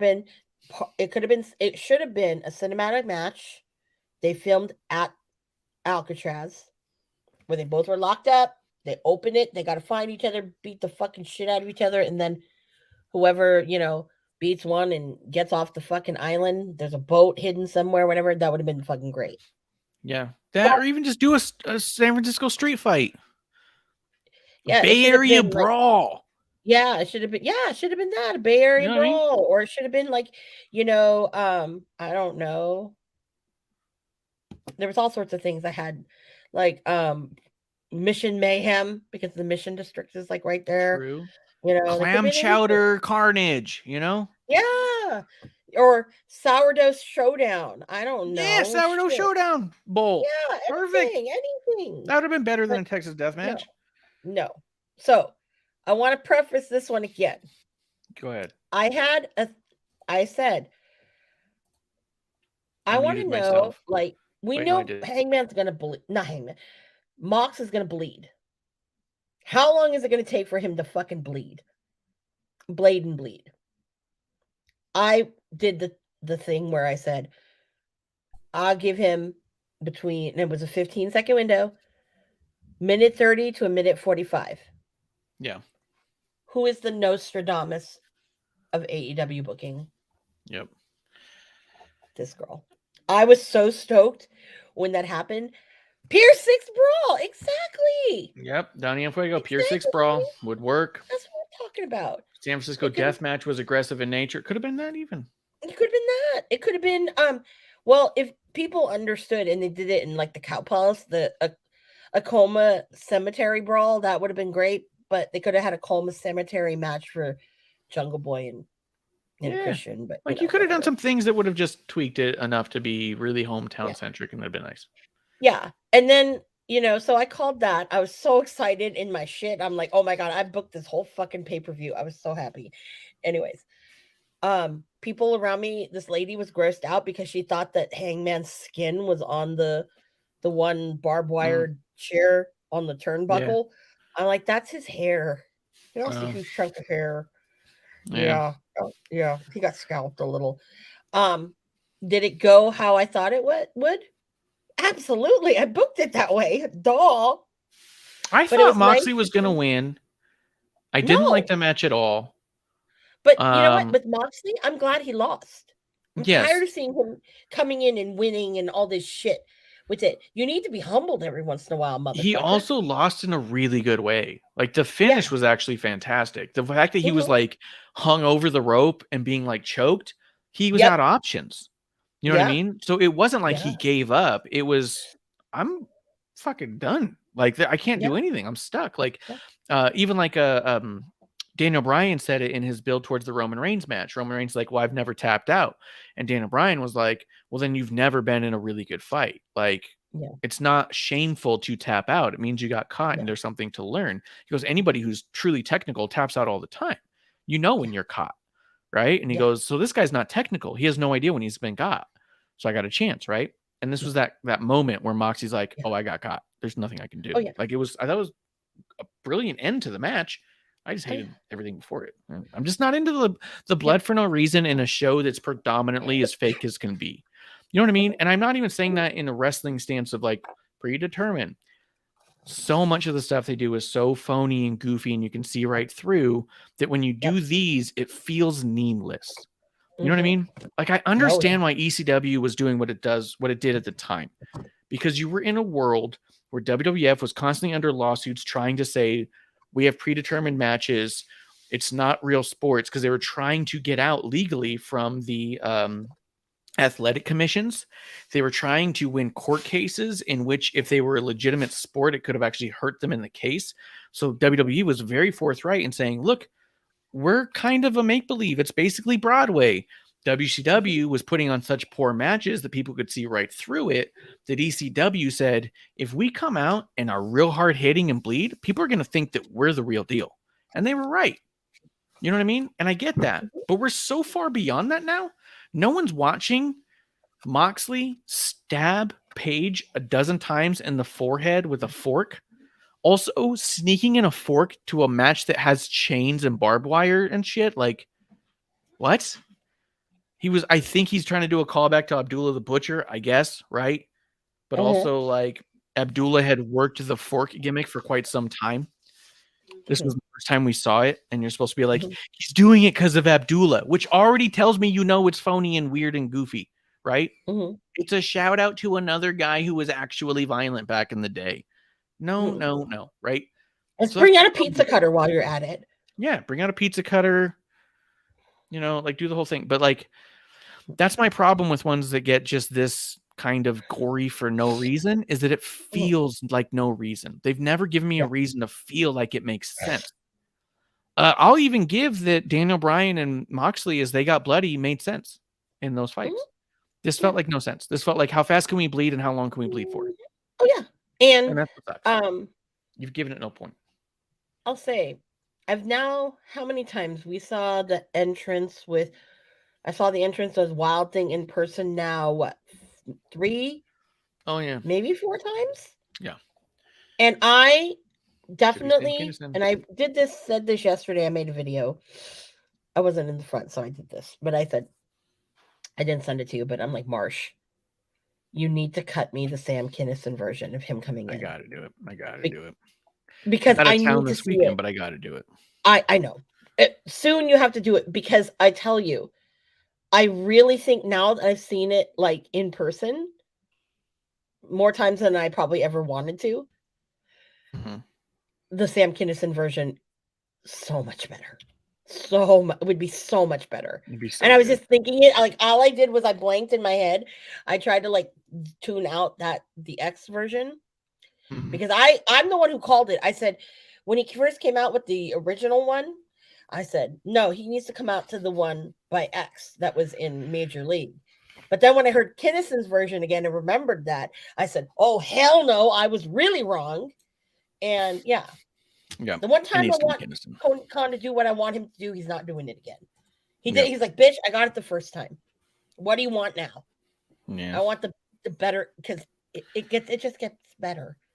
And you know what? I hate Justin Roberts so fucking bad that whenever John Moxley comes out, I roll my eyes because I'm already like, fuck, I'm going to have to hear John Moxley. I hate it how he says I mute the TV as fast as I can. Yeah. And being there in person,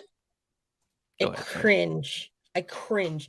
I hate how he's so excited about saying that name, but someone whose name needs to have excitement, I don't know. Absolute Ricky Starks is kind of not there. For me, it sounds like he just has to force himself to take a shit. And I'm like, you could do so much better. That's why I like Dasha. Dasha is so fucking animated. She's amazing. You go, girlfriend. Shout out to you, Dasha. Anyways, Dasha, I like Dasha a lot. I even mentioned that. I'm not going to say everything I said because producer lady said I'm not allowed to say that on air. But I did mention that when Justin Roberts was out, how much I really enjoyed Dasha as an announcer. But second to that, Dasha, you may know this or not, I saw it on Twitter today, is about to make her West Coast Pro in-ring debut. And it's her all-time in-ring debut. She's going to have her very first match right there in your home area. So you should go out there and say, what's up? Well, I'm going to, because I'm already there. And I need to bug Chris Hero, who he already chuckled at me. Like, you're going to get so sick of me asking you to book Colt Cabana in this match and Colt Cabana in that match and all. That's true. I'm like, Chris, you know what you really signed up for, Hero? But I'm just excited that we get to have Hero up here. And I really would love for you, you and producer lady, if you get a chance to come up this way. So at least you can, go to one of the shows, and to obviously hang out. But that would be kind of cool. So, yeah. I'm excited. All right, what's the next one up that we got here? TNT titles, Mojo Wardlow. Okay, this is where the night went downhill for me. Yeah. Now I must ask this.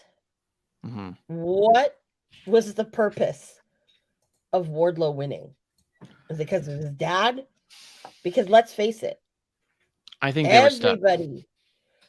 anybody who's smart knows that Hobbs was going to win last night. He was going to win. Well, you've been talking about it for months. I've been talking about it. Yeah, I have. Since the day they announced that they were going to San Francisco, you said, oh, that's where they're going to crown a king. That's what they're going to give him gold. It wasn't in San Francisco, but it was in the proper.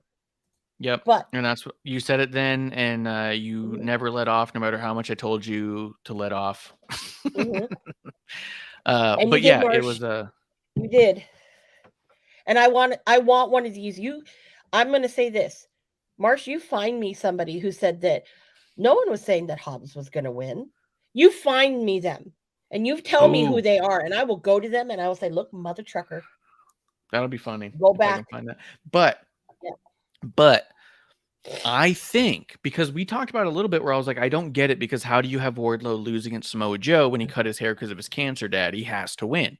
But at the same time, it makes no sense to have Hobbs get this far and then lose. So when Wardlow won, we texted each other and I was like, it makes me sad because it feels like it feels like Hobbs is going to have to lose to Wardlow. And I don't want either of those, right? Yeah. I'll say the compromise they made, and we can talk about it now, was instead they just had a pretty shitty match with an awful finish and gave Hobbs the title. And I was like, all right, I guess it's a compromise. Like, it was really weird. It made me angry because you made him look like a joke. Because this is the fact that QT Marshall won the match and Hobbs did not. QT Marshall has helped 0 people in the entire wrestling world get over on screen. There is nobody. Big Shouty. Yeah, Lee. Big Shouty. Oh yeah, Lee Johnson. Shouty Lee Johnson. Whatever happened to him? He got teamed up with QT. That's what happened to him. Yeah, that's the fucking problem. Solo That's what I mean. Departed from QT. Thank God. Jesus Christ. I don't mean to shit on QT, but it's impossible not to. The guy's a joke, and he's awful, and he needs to be off Twitter. Because this is the other thing. Let me show you this. I want to tell you this. I'm going to do this. Hold on. Okay. Willis says I'm hilarious, and then says Joe versus Wardlow was OKC plus. Yeah, and it was probably a fine match. I remember zoning out. But then the big problem was that the Dynamite match was like not a good match, and then won by QT, and QT is fucking terrible on TV. I'm sure he's a great trainer. I've actually heard from people who have trained from him that he's fantastic as a trainer. But and backstage, he's easy to work with. But on TV, you are... Look, I would say he's a wet fart, but I've had pretty enjoyable wet farts. You know what I mean? So, what? I think a good placed wet fart can make my day. Especially if it's someone else. Like a wet fart in church, hysterical if it's not you. If it's you, it's ruined your day. But if you're anyone else in that church, you're talking about it for the rest of your life. Like on a Teams meeting, you fart so heavy on a Teams meeting and forget your mic is on, everyone's day is made. So I don't want to say QT is like a misplaced fart because it's actually a good thing for a lot of people. It's kind of like a car crash, but less exciting. So kind of like bird flu. QT Marshall is like the bird flu of wrestling. Just comes in and kills everything that you like, and now there's no good for anybody, and the farmers have to start over.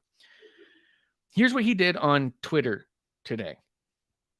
And it made me laugh, so I saved it. Not because he's funny, but because he's serious.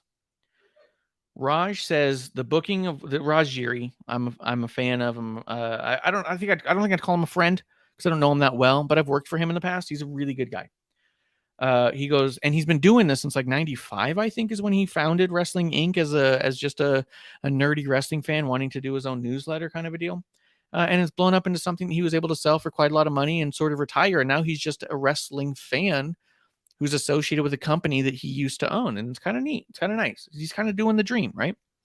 Mm-hmm. Raj Giri says, the booking of Wardlow since Double or Nothing, I don't get it. And he hashtag AEW Dynamite. QT Marshall retweets it and says, Raj, you do not get it because you have no understanding of the actual inner workings of professional wrestling. This tells me two things. A, you are intentionally booking against wrestling fans. If you're telling me I don't understand what I'm watching on TV, and this is one of Bishop's terrible wrestling takes that makes sense, he takes in what he sees on TV. If you don't explain it to me on TV and I can't piece it together and I've got to sit there and brainstorm with people for a while on how it might work, you're failing as a storyteller, right? Yeah, that's Bishop's thing. If you're telling me that I don't understand the TV because I don't understand the deep actual interworkings of professional wrestling, then who the fuck are you trying to put a TV show on for? The boys in the back? You know what I mean? We're doing a show to pop the boys. The boys. Like, what the fuck are you doing? And even then, you probably would say half the boys don't even get it. They're mostly marks. Who the fuck are you to say that you're booking to be intentionally confusing to long-time insider smart mark wrestling fans? If Raj doesn't get it, that's an error in your presentation, not a highlight. Raj has been able to make sense of a lot of things over the fucking decades where you go, look, it's really weird, but they're trying to go here. Raj made sense of Omos versus Brock Lesnar for WrestleMania. And the rest of us are all like, I guess, man, I don't know. Raj did not. He did. He made total sense of it. You go, okay, I get it. It's for the trading card later, right? But oh god. And sometimes the inner workings of professional wrestling is that the network needs something visually. I can tell you, without saying how, there has been instances in WWE where a match is announced, an entrance happens, and the match does not occur because of interference or some tomfoolery, and people go, why the fuck did that happen?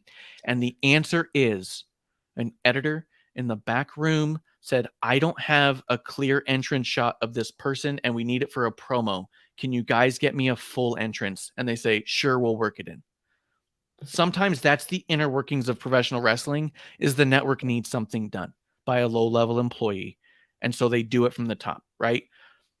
QT trying to say this shit makes him look like a fucking stupid booker. Like just a bad, stupid booker. I book for myself, and if you don't get it, you're dumb. No, you're not explaining. I write a book so complex, you need a fucking telegraph to do it. Like, no. Maybe. He also does this. This was his other highlight to me knowing that he is stupid. He tweets this out. He says, long-term storytelling. I've always looked out for true Willie Hobbs, as he added him. He shows a screenshot of a text message dated June 6, 2020. Will, this is QT Marshall from AEW. We are going to try and use you later this month. Are you local to Jacksonville? Hobbs says, good morning, sir. No, I am not local, but I will definitely 100% sure find a way. He does a few misspellings. He shouldn't have screenshotted that. No, I'm not local, but I will definitely 100% sure find a way there. Just give me the date. Thank you for this opportunity. Also, if he did voice to text, it wouldn't know that there's a separation there. And then he signed QT on his thing. There he said, thanks for the opportunity, QT. Long-term storytelling does not include how 3 years ago you texted someone and asked if they were available to lose on YouTube for you. That's not long-term storytelling. Long-term storytelling starts when he's on TV. And the story that's told, he's like, look it, I texted him one time and asked if he would lose for us. And he said he'll make it. Long-term storytelling, now a champion. No, you haven't been associated for 3 years on TV. That's no term storytelling. QT Marshall's a fucking moron, and it's ruining Hobbs already. All right, whatever you want to say. It's up to you. Yeah, go ahead. I will say this. That's a very interesting tweet that you just spoke of. Because insider knowledge. Will is, just for the record, makes a great point, and he's absolutely true. Will Hobbs is awesome. He's the best. And I have nothing negative to say about Will Hobbs. Will Hobbs is awesome. I love Will Hobbs. I love him so much. I hate the name Powerhouse Hobbs. It undermines how good he is as a wrestler and undermines the history of who he is as a person. By calling him Powerhouse Hobbs, he sounds like a video game character that all he does is big power moves. And he's so much more than that. He is incredible. Go ahead. Hashtag willpower. Those who in the know, they in the know. Willpower sounds good. And he had actually, under my telling him to think about it, because that was what his thing was. And it's like, what does it mean to you? Mm-hmm. Because as a fan at the time, I don't know what the fuck it means. Yeah. You know, you need to have a reasoning for it. And he developed it. And then the Powerhouse thing took over. The Book of Hobbs thing is great. Not gonna lie. But going back to QT's thing, I would say this. Mm-hmm. Yeah. Hashtag willpower. He doesn't like when they call him Hollywood, because he did go a little Hollywood, but he's that's not Hollywood okay. Hobbs, but that's fine. Right. It's all right. Everyone does. You're entitled to that, man. He'll have his time in the Hollywood sun, and then at some point he'll balance out. He'll be Excuse me. Sorry. Anyways, the QT thing, that text message, very interesting text message. I will say this. Took about couple weeks from that text message. I'm just going to just say that. And that was not long-term storytelling. I will say that. No, it was a tryout. You're trying to get someone an audition. There's a difference, QT, sweetheart. There is a difference. Now, maybe that's my problem.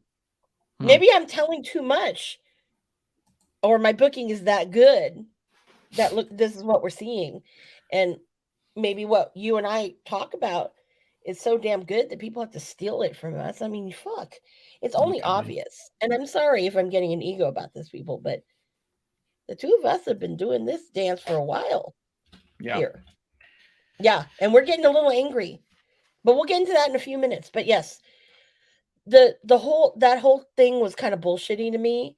I feel for Wardlow. I mean, he's great. I love him. That was a hard one, but I knew it had to be Will.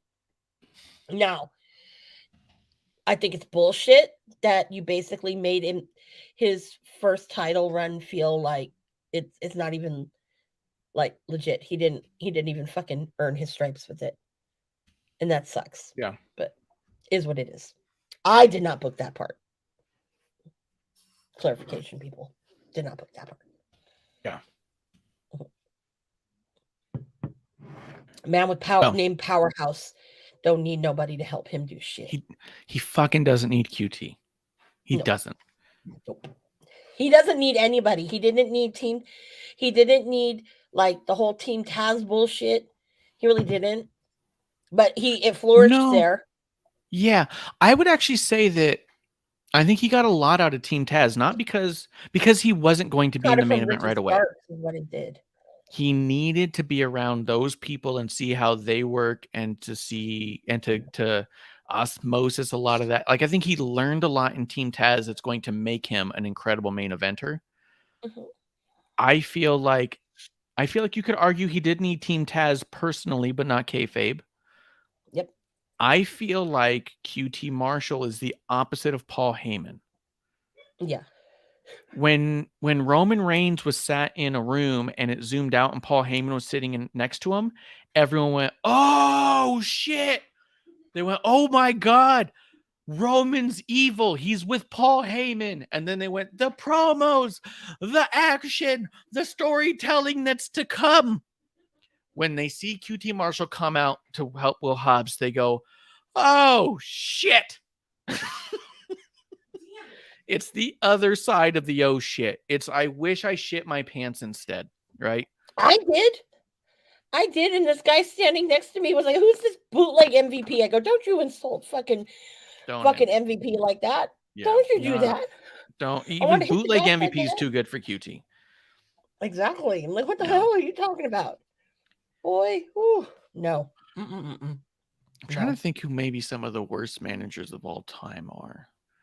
And then think of that, but from a swap meet. I think one of the worst managers of all time, I think, let me think. I know. It's hard to think of someone as useless. I think QT is the worst manager. He's the one. Yeah, QT is like a bootleg QT. He's that bad. Oh my God. I don't even know. Man, there's indie managers on the scene that are better than QT Marshall.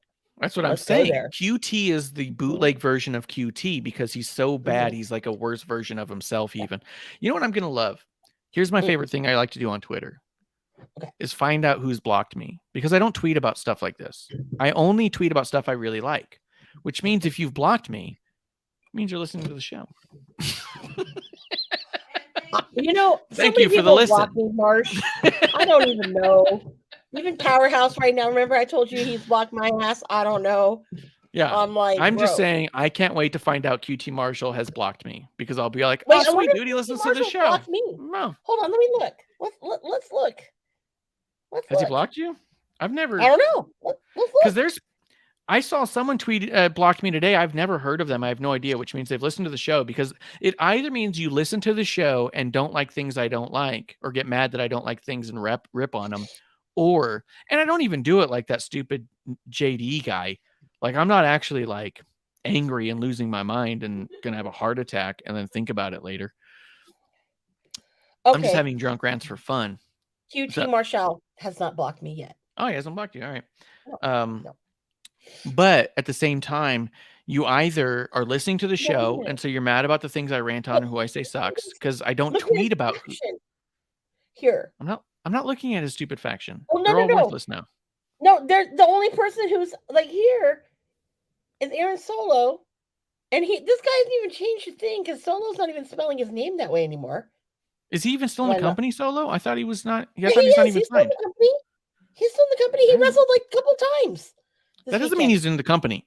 That does not mean he's in the company. A go-go? Where's a go-go? Okay. That's what I'm saying. I don't think those guys are still in the company. Nick Camarado's good. But where the hell's Nick Camarado? That's what I'm saying. He's worthless. But just like we saw JD, the workhorseman. Yeah. JD Drake. I was like, what? He's not signed. Him. Yeah, but he's not signed. No. He just wrestles for them sometimes. It was like fucking Archer. Archer got to lace his boots again. Yeah. He did. Yeah, that's why I was asking you, what do the people make per match? Because it seems peculiar how much he tries to not sign people.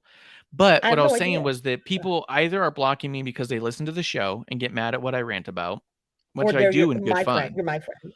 You're my friend. I wonder if someone blocks me just because you're on the show. That'd be funny. If I get blocked just because I'm pretty sure probably you get a lot of people who don't like you now because of me. Just because I could see that for sure. No, I don't care either.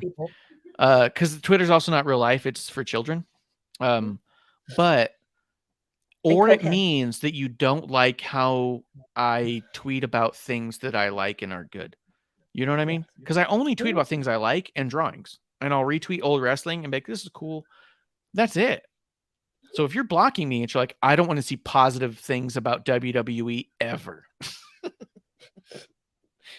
Because if I really don't like something, I ignore the shit out of it online because I know how metrics work. Because numbers aren't that difficult to understand. Yeah. Do the Nemities block you? They block me. I've never tweeted once about Gargano, but I have muted him because his fucking shit comes up on my feed all the time.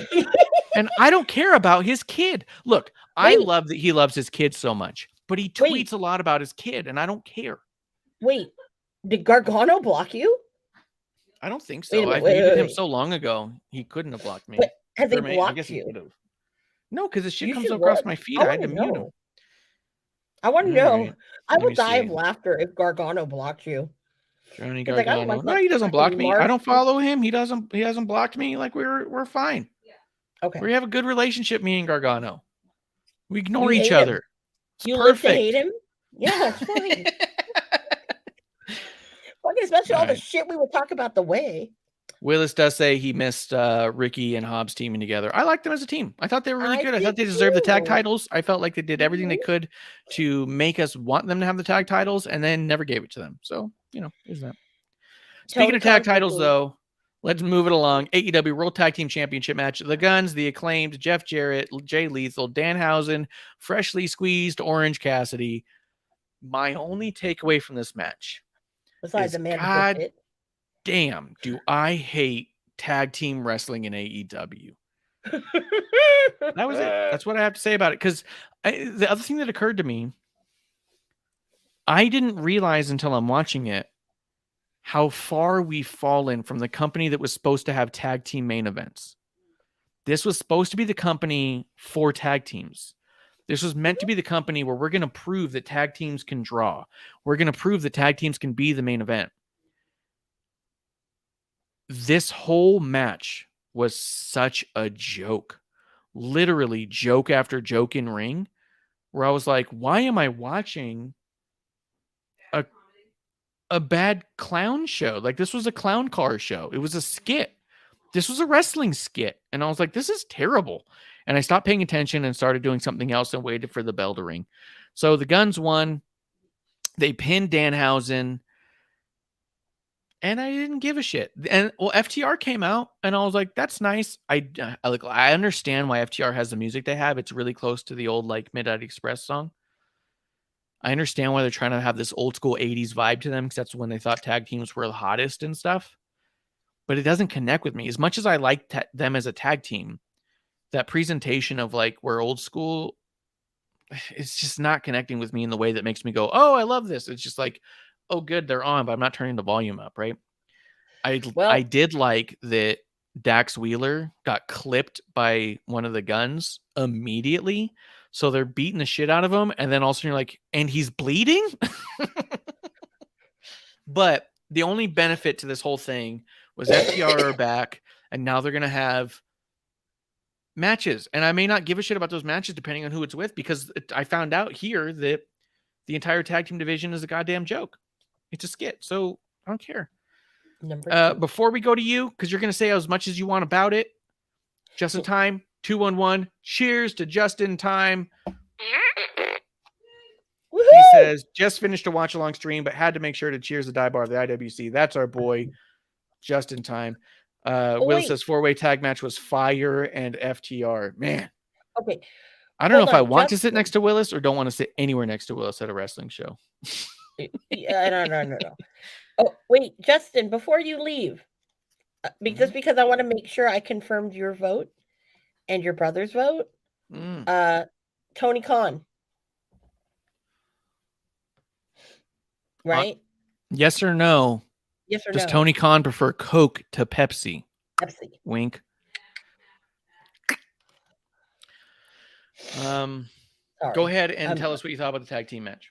All right. First of all, remember I booked this match. Yeah. I was also told by somebody, was it you, Willis, that told me that I put that evil out? Someone told me I put evil out into the universe in the form of calling out saying Jeff Jarrett and Jay Lethal were going to be in this match. And I put that evil out into the universe. Somebody said that to me. But anyways, I was wrong about this because the Acclaimed are so over. And to not have them win in probably one of the most gayest city, I think, in the world. You can at me, people. Was kind of bullshitty. But I get why now when FTR came out. Because number 2, the second time, Willis screams, leave Tony alone. I will never leave Tony alone. Never. Okay. The second Just time. in Time, 1000% prefers Coke over Pepsi. Thank you. Okay, we were right. The brothers in time. Oh. I did nothing. Okay. I just love that Willis is hanging out because that's the vibe that we're trying to give just for Willis. I don't know how many times he's ever come through. I think once or twice. Mm-hmm. It's all just for funsies, man. And we're all drinking buddies, having a good time in the dive bar, talking shit to each other, goofing off. Like, bring whatever takes you got, or give you whatever takes I got. And at the end of the day, derail the show, have a drink with us. Yep. Soda, otherwise, I don't care. Just come hang. It doesn't matter. Hang. Second time, people. Second time in the show where we are being told the return of Phil Brooks is imminent. His 2 best friends came back. Coincidence? I wonder. So, that told me when they came out, I was disgusted. I was like, oh, fuck. Why do I have to be right? Yeah, FTR coming back made me think that there's a good chance that Phil's coming back. Because also with the trios titles moving, it made me think, okay, trios title, FTR, CM Punk against House of Black. Or you know what wouldn't be a shock? I wouldn't be surprised if Jericho Appreciation Society gets those titles pretty soon.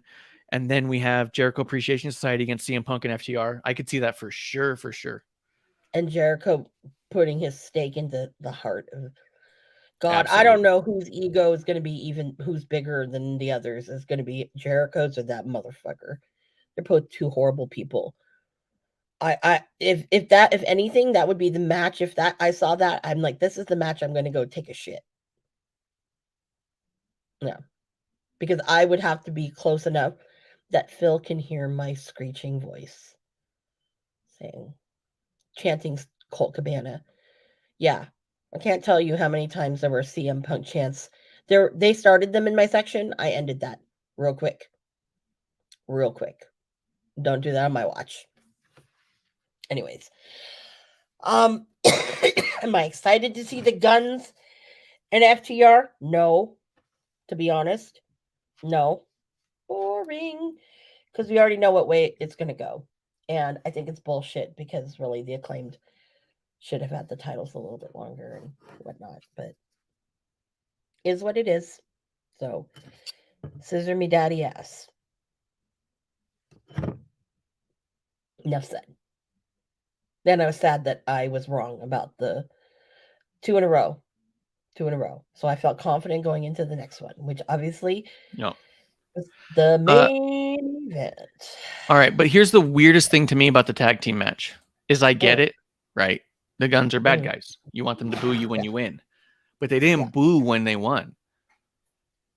It sounded like the audience was deflated. That's died. what it was.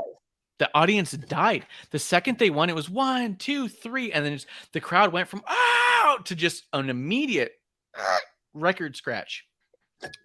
I've never heard such silence for a win. Because everybody like when people are pissed, they boo. Yeah. Or they at least sound like they're popping. There's just a lot of noise of like, no, and it sounds like the fact that everyone just went, fuck. I was like, what? I've never seen that I can recall such a deflated crowd ever. Yep. Oh, yeah. Gargano doesn't get the crowd to begin with. And Gargano can't get the crowd during the match. So the crowd's just dead from beginning to end. This was a crowd that got hot during the match and then turned off like you hit a switch. Gargano's got to get them on first. If there's one thing Gargano cannot do, it's turn on a crowd. How did he turn on his wife? I don't know why he's got a kid, but he loves his kid. I know that from Twitter. Donnie says Coke for show. Willis says I love San Francisco. Yas. Mm-hmm. He does say Max Caster performance was awesome in San Francisco, right, Amanda? Is that true? Oh yes. Let me tell you, you guys, if you ever get the chance to see Platinum Max Caster perform, you must go. I will say this. The next time he's performing twice, WrestleCon weekend, if you have a ticket on Thursday to the Major Brothers podcast, it's Thursday or is it Wednesday? Thursday. It's Thursday for sure. If you go have a ticket to this, Cole Cabana is there. Sorry, he is there. I'm just not. But the Major Brothers, Platinum Max, yo, listen. It's a good time because he's actually a very good rapper, and his show was really great. He had guests and stuff, but it was really fun. It was really fun. Chris, we're making him a the private party shirt. Have you seen it? The Mona Lisa one? No. On Pro Wrestling. I don't like private party enough to look at it either. Oh, okay. Well, anyways, and you don't like the Elite, so no. Why am I doing this? There's this shirt that they have, and it's a thing from BTE. Well, basically, it's about like moaning in somebody's ear. Mm. It has like a definition of it. So we had God, I always forget which his name from Private Party. It's Isaiah, isn't it? They're never on TV. How the fuck do I know? What are you getting to? What does this have to do with them? Half of them are injured. Half of them are injured. They come down with Matt Hardy. They come down with fucking Black Panther Stokely. Come on. It's the only time I get to see Ethan Page. Jesus. But anyways, so they recreated the photo because it's like Kenny Omega and dude. The Mona Lisa had one person. Why are you saying multiple people are in a photo that recreated the Mona Lisa? It's one person. I didn't say they recreated the Mona Lisa. You just said that. Well, no, we recreated their photo on the t-shirt from the BTE skit. Anyway, Willis says it's Isaiah Cassidy you're thinking of. Thank you, Willis. Danny says you have photographic proof now. Oh, about Tony Khan.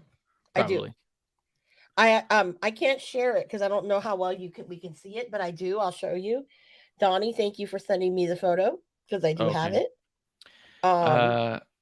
Just in time does say, just by all the talk that from MJF about being the best in the world feels like hints at saying Punk is going to come back with, which please no. Also on top of that, him coming out in the Devil's Mask, which was supposed to be the beginning of his second feud.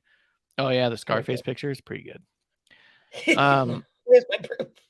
The fact that he wore the Devil's Mask on the way to the ring had nothing to do with Daniel Bryan. That's a storyline that began with Punk, and that Punk fucked up because he'd rather eat a fucking muffin and talk some mad shit than do his fucking job. But the fact that they did that too, like there's just so many teases towards it, and all I could think is like, why? What's it worth? I love all of the WWE responses from talent when all the dirt sheets try to think, or always try to be like, what do you think about Punk? Do you think he should come by? I've not heard one single soul say, I think you'd be a great addition to the locker room and I'd welcome him back and do business with him anytime. 100% of the responses I've heard from multiple different talents that get interviewed are, no, we don't want him, but would I work with him if they made me? Yeah, I guess it's my job. You know what I mean? Like they're like, fuck, I can't say no, but do I want to? No, I don't want to. Why would I want to? He's an asshole. He's been called an asshole by everyone in the business. I love that Seth Rollins has said it like 3 times now because people keep asking him. And he goes, look, I don't want to say it. I don't like saying it. He did a lot of really good things for my career. He was a great to work with when I worked with him. But he's awful for every locker room he's in. It's obvious. It's evident. There's no more questions about it. He's a dick. He can stay away forever. He's done all he's going to do for the business. Leave it. Fuck, man. That's so dope to hear people like that say. But yeah, I don't know why you'd want him back. Yeah. Justin Time says Isaiah Cassidy is the only one still around. Quinn is still out injured. How many times has he been injured? I don't know. Man. I don't know. Yeah. I don't know. Tag teams, man. It's hard. These young guys, like Darius was out forever with Top Flight. Yeah. And the problem with Darius now is he needs to.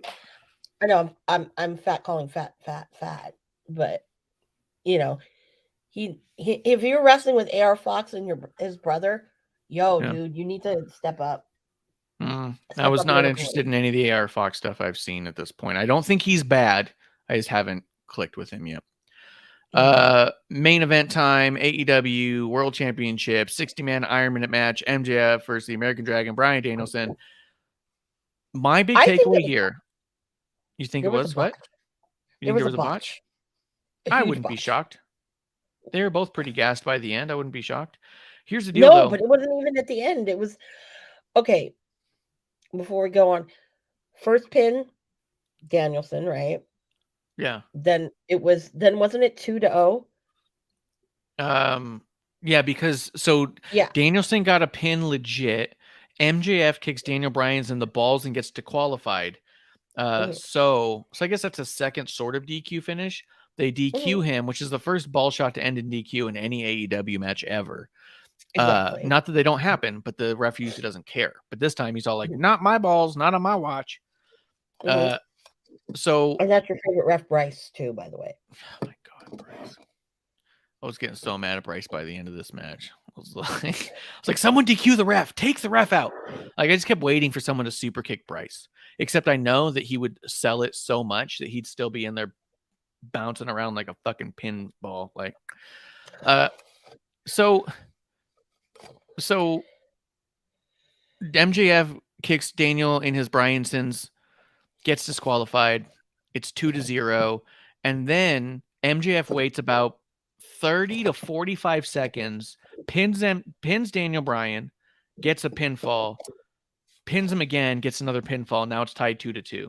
It took MJF for fucking ever to pin the guy after kicking him in the balls. Like, just fucking pin him so he doesn't look like a dick. But if it was a really good kick to the balls, that'll do it. Chris Willis says Iron match was fucking awesome. A+. Let me say this about the match, so I'll let you talk about it all you want. Okay. I didn't hate the match. I thought the last 20 minutes dragged ass.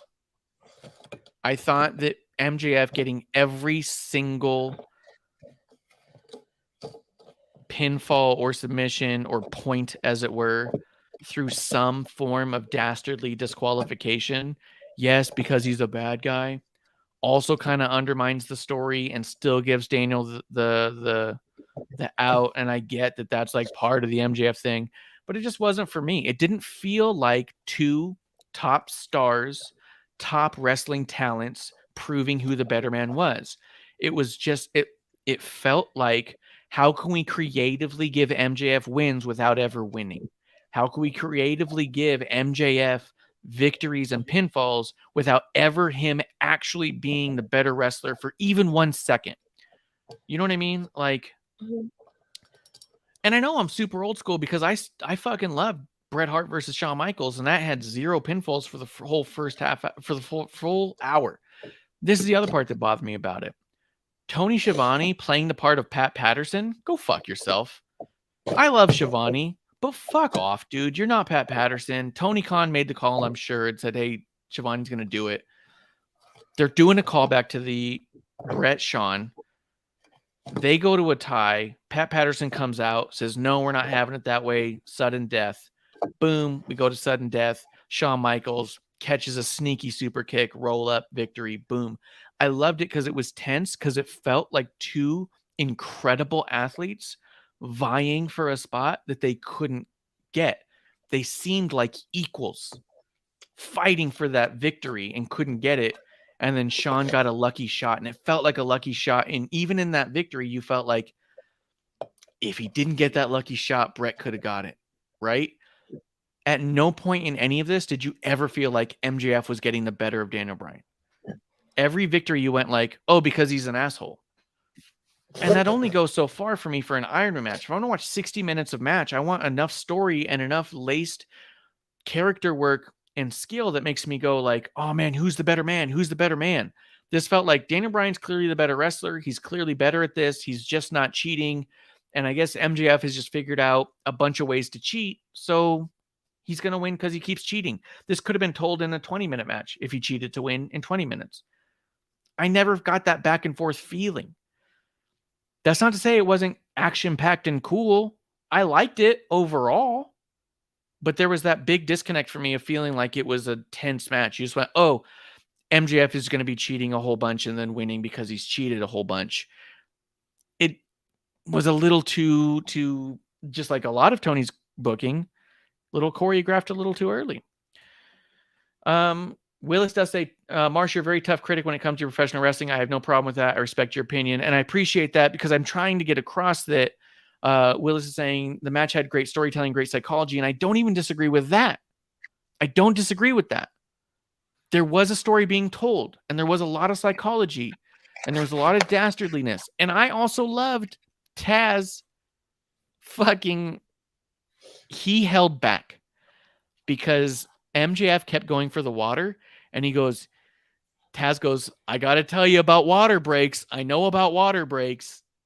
And I really wanted him to say Water Break Jones or HTO Jones as a callback to his old podcast. I have an HTO Jones t-shirt.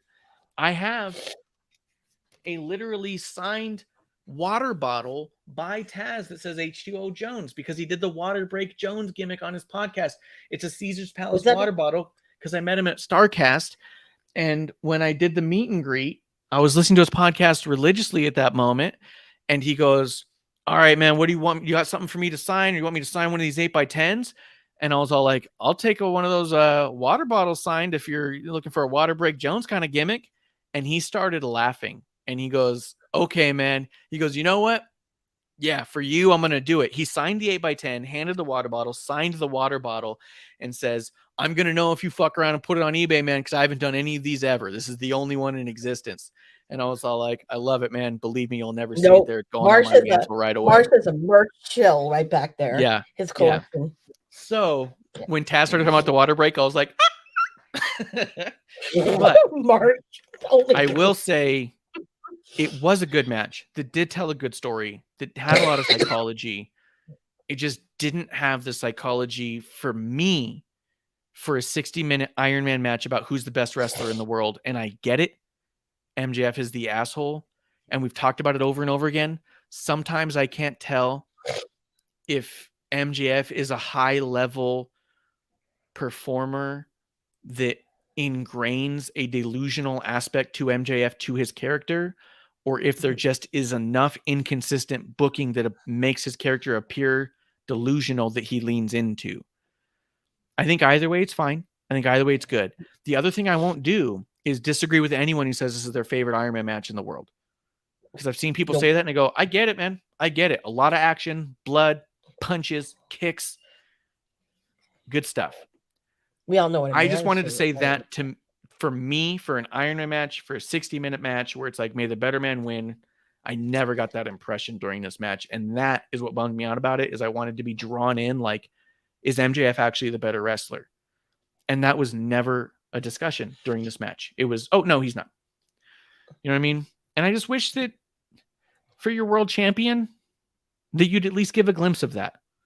Give a moment where you go, fuck, maybe he is a better wrestler than I give him credit for. You know what I mean? Mm-hmm. But that's me. That's my opinion on it. I want to know what you saw because you were there live. This might be one of the few times that Daniel Bryan's really tapped out, which bummed me out a little bit too, because it's all like, all right, he was a dick about it, and you got to tap out. And I'm a big Daniel Bryan fan. Yeah. What did you feel about all this? Well, I, going into it, said that if any part of the night of all the matches, the important action is going to happen in the beginning, like the first 15 minutes, and then probably the last 15 or so, 10 to 10, 15, right? So, of course, I was there, saw the first pin and all of that, but I'm like, I gotta go to the bathroom now. So I went, and I had actually, because a lot of people, it was hard to see because I had very tall people in front of me. I saw the other pins when I went to the bathroom because it was in the club lounge and they had it on the big screens, because that's one complaint I have about AEW, and maybe this is other wrestling, but the action on the screens, they would show it on the things above, but it was only to the sides. So if you were watching in the arena, like where I was sitting, I had to crank my neck so bad to see. Yeah, that's just the angle of it. Yeah, so I was watching that other part in a comfy seat in the club lounge. So I saw the other pins. I personally was confused by the two pins, the MJF pins, because I was like, one of them wasn't a 3 count. Yeah. So I thought it was a botch on there. So I was like, wait a minute, that was not a full 3 count. And how does it now 2 to 2 when it was the first of the 2, I believe. And I was like, that was not a full pin. And so I was confused. Yeah. So came back and was watching, I saw the other ones and stuff. But as I looked up in that corner because I was watching it, because I was looking up and I was watching it on the screen. And so I was looking, I was like this, and I'm like, all of a sudden the time in the corner disappeared. And I was like, what fuckery is this? I don't think they fucked with the time, but yeah. I think they did. I don't think they did. From the home perspective, I think it was a solid 60. I don't think they fucked I don't think it was. I think it was a little bit more. Well, they restarted the match. And the restart went another like 7 minutes. But when they took the time off, they added an extra 2 minutes. You think so? Because I didn't feel that. I believe maybe I did feel it. Because I did say the last 20 minutes felt like it dragged for me. That's why it dragged, because they took the thing off. And I'm like, what kind of fuckery? Why are you not running the clock all the way? Are you kidding me? Like, I got mad. Were people doing the asshole thing where they count the last 10 seconds of every minute? In the crowd? I didn't hear any of that. Okay. Because I've seen them remove clocks for that reason, where they'll put the clock up there, and then in the last 10 seconds of every minute, they go 10, 9, and you're just like, guys, shut the fuck up. Okay. Nobody was doing that. No, I mean, I fucking hate the clock was still there, and then when it went away, I was like, wait a minute. And then when it came back, I'm like, whoa. You added minutes to it. Because it didn't seem right. And even someone by me, a lot of people were purists, and they started like a stopwatch, like what I did with the blood in the Moxley match.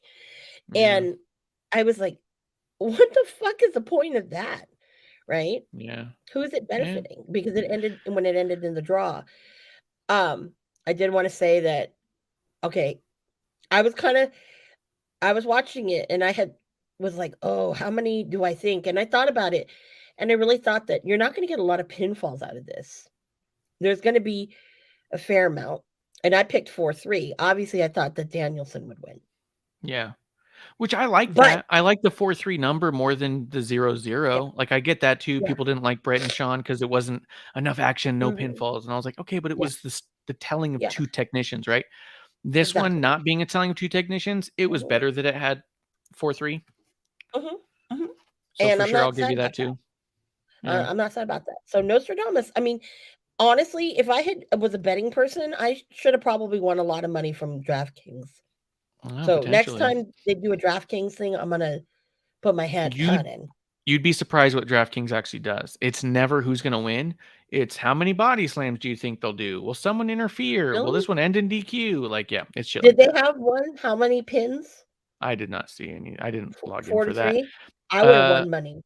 Willis does say that the match started at 7:39, so he said there's no fuckery at all.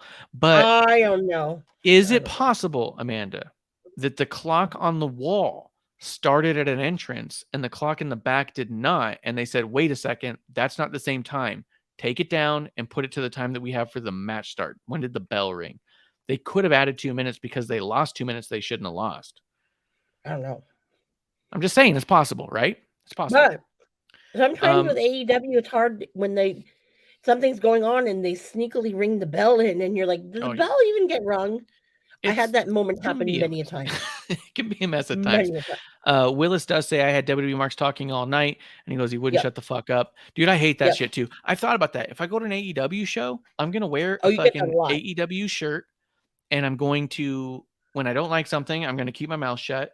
And when I like something, I'm going to cheer real loud. I'm not going to be sitting there talking and trying to start shit, because I was at SummerSlam 2021, 2022, SummerSlam, where Becky returned. And there was about 3 dudes about 2 rows behind us. They were huge AEW fans. And no matter what was happening, they're like, fuck that. Fuck Vince McMahon. AEW. AEW. And they were trying to get AEW chants going. And people just weren't having it. A bunch of people in my row and the rows before and after and all that would turn around and just be like, boo. And they were booing the guys in the fucking thing, not even the show. Or they would hear them chanting that and then start like, let's go Sheamus. They would just start doing that louder and getting people to pick up to shut up the AEW fans behind us. That's not to say that I don't like all AEW fans. I don't like most, but I don't like most people. So it is to say, if you're paying money or given a ticket to go to a show, go there and celebrate that show. That's it. If I get AEW tickets and I go, I'm not sitting there wearing a Vince McMahon t-shirt or a Pat McAfee t-shirt and booing everybody and saying, let's chant WWE. Wait a minute. What? Do you even have a Pat McAfee t-shirt? I have like 4 Pat McAfee t-shirts and 1 Vince McMahon right. shirt. Professional. Yeah. Future Hall of Famer. Yeah. Future Hall of Famer Pat McAfee. And I have a Vince McMahon t-shirt. I got the one from Vegas that came with the $1 billion. It's fucking cool. But I'm not wearing that shit to an AEW show. You know what I mean? Like, blend in, motherfucker. Let people around you enjoy what they're here for. Be a part of that fandom. You know what I mean? I don't go to a Renaissance festival in a Star Trek costume. Fuck off. Dude, I would. No, you show up as a pirate or something, or a peasant. Like, blend into the fandom, guys. You're not showing up to the Star Trek convention dressed as a Jedi. Fuck off, dude. No, enjoy the fandom you're in. Lean in. Yeah, so I'm sorry for Willis had to experience that. I would never, even as tough as a critic as you call me, I would wear a Mox shirt. I'm trying to think of the AEW shirts. I got rid of the one I had that was the Elite. I got rid of it because I was like, I just don't like the Elite. I can't do it. But you need an AEW I've got a Mox shirt. I've got some Thunder Rosa shirts. There you go. It's Thunder, friend of the show. I have a Darby shirt. Which I hope you're doing you're cleaning your house, girlfriend. Yeah. Yeah. Cheers to Thunder Rosa, always. Yeah.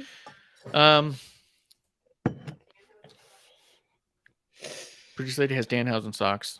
But yeah, we got some AEW stuff just in case the show comes through. Just because I want to blend in. Oh, I didn't. It did come through and I didn't go. That's the other thing. Don't be one of those ones that wears a CM Punk shirt. No, I would never own a CM Punk shirt. Thank you. Eat that, Willis. Eat that. I would never. Anyway. I got a CM Punk sticker in a thing and couldn't get rid of it fast enough. Oh my God, I would have burned it. What are you talking about, Willis? I was begging people if they were CM Punk fans. When I finally found someone who said they are, I was like, perfect. Guess what you're getting?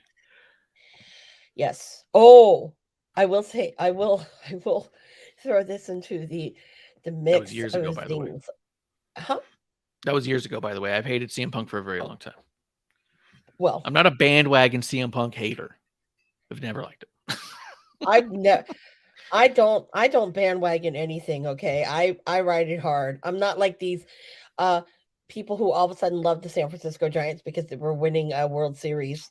Hashtag, hey, little brother, you never were a Giants fan. Dad raised you an A's fan. You're an asshole. Anyway, sorry. I like that. I digress. Yeah. But no. I had actually, speaking of this topic, I experienced this last night at Dynamite. Mm-hmm. But it also was racist and homophobia and all sorts of things. And that no one did shit. Unfortunate at best. Very unfortunate at best. I'm sorry. When Takeshita had a match against I can't remember who he wrestled. Someone on Dark, I'm sure. Important. It was a good match. But this guy, jackass behind me, was like, kept chanting, Yoshi Tatsu. What? They don't even look anything alike. Guys like, they're the same gear, and I'm like trying to not turn around and punch him in the face for being fucking racist because I knew where he was going. I'm like, I swear to God. Yoshitatsu is a wrestler too, right? Or am I off? WWE. Yeah. Yeah, Japanese wrestler. What the fuck? What the guy's trying to say is all of us fucking slant eyes look. I can say this. I'm yellow. Look the same. I was waiting for them to say Oriental, and if I swear to God, if he had said the word Oriental, I would have turned around and cocked him fucking right hard with my fucking fist and beat him until he looked like fucking Mox. Like midway through the match on Sunday, I would have beat him down that bad, and they would have been all. I'm like, that's disgusting. And then he kept saying, well, that was what he was saying. And then they were talking about Nyla being trans, and it was very uncomfortable. They were being sexist. The guy was like, basically like Marina Shafir was there kind of like managing, Nyla. Oh, okay. As they do, because Vicky wasn't there. But actually Vicky is supposedly leaving soon too. They're not gonna. That's what I hear. Yeah, the reports, if you can believe the reports, and I never know what to believe or not, but according to reports, they're not renewing her contract, and she doesn't want to be renewed either, which makes me think is very possible she ends up back in WWE for something, which would be nice, or she just wants to fucking Vicky. Yeah, I love Vicky. Like it too. Yeah, she's good. I love Vicky, and so I met her in person once, and it was great. Oh my God, I've met her so many times. I love her to death. She's such an amazing woman. I love talking to her. She's amazing. You know what's cool about her, in case anybody who's listening does ever meet her? Vicky will never get tired of hearing about your stories of Eddie Guerrero, and she'll never get tired of offering you one if you ask. She loves talking about Eddie to this day, endlessly, on either side. Because when I bumped into her, I was almost kind of apologetic. Like, look, I just... so much more connected to Eddie than I was your stories and stuff. And she was like, I don't care. Talk about Eddie. Let's talk about Eddie. She goes, I want to hear about Eddie. Like it was one of those things. Like if you walked out and she was selling Eddie merch, whatever, like stickers and shit. Like she had her stuff. Yeah. But she also just had Eddie stuff. Cause like that never goes away for some people. Right. So if you do ever get the chance to meet her and you're not sure what to say, but you have something to say about Eddie, she's your outlet and she's happy to be it. Yeah. She loves hearing about Eddie and everything, and and it's awesome. And then she'll even share like Mark said, she'll share Eddie stories too. Yeah. And it's kind of tell her what you wish you could have said to Eddie. Yeah. And she would love it. Absolutely. She would. I mean, but Marina turned around at the dude and she gave him this look, and I was like, bro, I would not fuck with I would watch what you say. That woman will kill you. Okay. Yeah. Yeah. Nyla's someone that I wish. Not a great wrestler, but UFC man. Yeah. I wish that it was. I don't like when wrestlers interact with the fans too much. Like the MJF thing with the kid and the tequila. I don't like shit like that. And not because, a bad guy's doing a bad guy thing and you booed. You go, no, because you don't have the right as a performer who tells me you're performing and faking it to come make me part of your act. I didn't buy this to get on stage, right? The same way that I've had comedians try to use me for their act when I'm sitting in the first two rows Mm-hmm. And they were unfortunate enough to find out that I'm a good talker. I've gotten reactions for destroying people who were on stage because they wanted to use me for their act, and I wasn't going to have it because I didn't buy a comedy show ticket to give you material. I want to see what material you have, right? So I don't like when they do that. But in this regard, I wish it was more acceptable for a Nyla to jump into the crowd and beat the shit out of someone and say, what's your opinion now? How do you feel now? You know what I mean? Yeah. And it was disgusting. Yeah. And of all days, it was International Women's Day. Yeah. Of all days. How fucking classless can you be? Yeah. That's where I made a tweet about that. I was like, you guys got to do better. Like you talk about in the beginning about diversity and inclusion as part of your fan code of conduct. But this jackass was going on and on and on. And I was just like, I'm not going to say anything because I'm going to go to jail. And I will fucking bill Tony Khan for the fucking, the bail. That is terrible. And this is not to excuse anything. I will only say in their defense, we have heard a story where someone was behaving that way once in their crowd and they were removed. So it could also be that they were just not made aware. You know what I mean? Like it could be that the right people weren't in the right places to know that stuff happened, which is not an excuse and not to say it's okay. Yeah. But I'd like to say an error on the side of the benefit of the doubt that were the company made aware that they probably would have stepped in and removed because they have in the past. Mm-hmm. So it's another unfortunate circumstance where they were not made aware because their system was not set up to make them aware. That should be rectified. We'd like to be more aware so we can stop it. But because me, if I had heard Ori It or whatever come out like a JR's, I'd hop over the fence and run up there like, don't say that. Yeah. Let's catch up on a few of the chat things real quick. Real quick before we do, did you have any kind of feeling about the MJF throwing the tequila in the kid's face? Because a lot of people were really pissed about it, and I saw a lot of people really come into MJF's defense on it, which made me laugh. Well, I couldn't see it. Okay. So I did not see it live. I saw it at the end of the day. But my thing is, he's doing asshole things. So does it surprise me? No. I just, when people were talking about it, I was like, oh, it's probably a plant because they have them all the time. So and the way Tony talked about it at the press thing made me feel like it probably was a plant. It was not a plant. What I do know is this, because here's the other thing, is once he did it, I stopped watching the match. I started watching that area of the arena. You know what I mean? I started watching where that kid was sat. And what I saw was a shitload of AEW shirted guys running over there, running back, coming back with a towel, coming back with something else, running away, running back. What happened was the whole thing happened and the back went, fuck, that's not good. And they did everything they could to make it right in any way. The mom was like livid. The kid at some point started trying to calm the kid down. And the mom and the kid was all like, Mom, it's fine. Boo that motherfucker, right? Mm-hmm. They gave the kid some merch. They gave him tickets for the next Dynamite, and they walked the kid to the back because they asked who his favorite wrestler was, and he said Will Hobbs. And I saw a little picture of him talking to Will Hobbs holding up the brass ring. The kid was holding the brass ring. And so they tried to do everything they could. And I get that, and I think that's appropriate. I think it's what you should do. But I also don't think that MJF, he's not fooling anybody. You know what I mean? No. Like, there's no reason to do that. And I get it. Everyone's going to be like, oh, I got worked. I'm mad because the heel did a thing. I'm not mad because the heel did a thing. I'm like annoyed at a performer for not having his own material.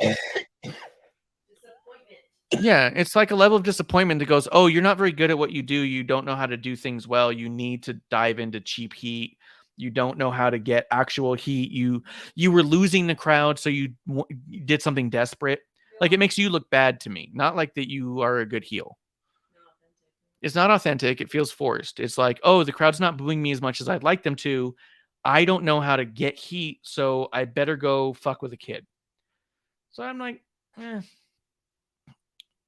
wasn't impressed. I wasn't like, oh, MJF's doing some pretty cool heel shit. I was all like, MJF threw alcohol in a kid's face because he's not good enough at his job to get heat on his own.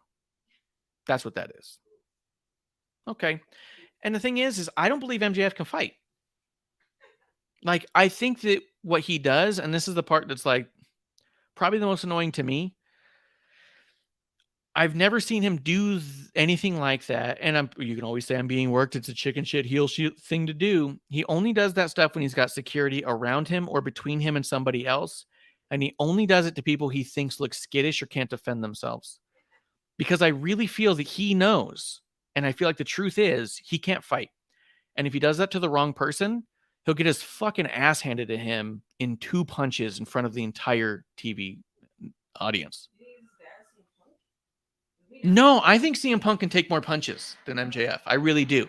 I think CM Punk can take a beating. He just can't fight back, which is what we've seen. I think MJF is a glass jaw. I think if he took the wrong fucking hit to the face, he's going down. And I think that he does everything he can to alpha the fact that that's not true. He's overcompensating, and he picks on people who can't defend themselves because he knows he can't defend himself against someone who could actually fight. So I think that what I can't wait for is the day he does that and someone just knocks him the fuck out on TV. Because the thing is, I'm not a father, but I brought kids to shows. If you did that to Kevlar's little kid who was sitting next to me, I'd have knocked you the fuck out.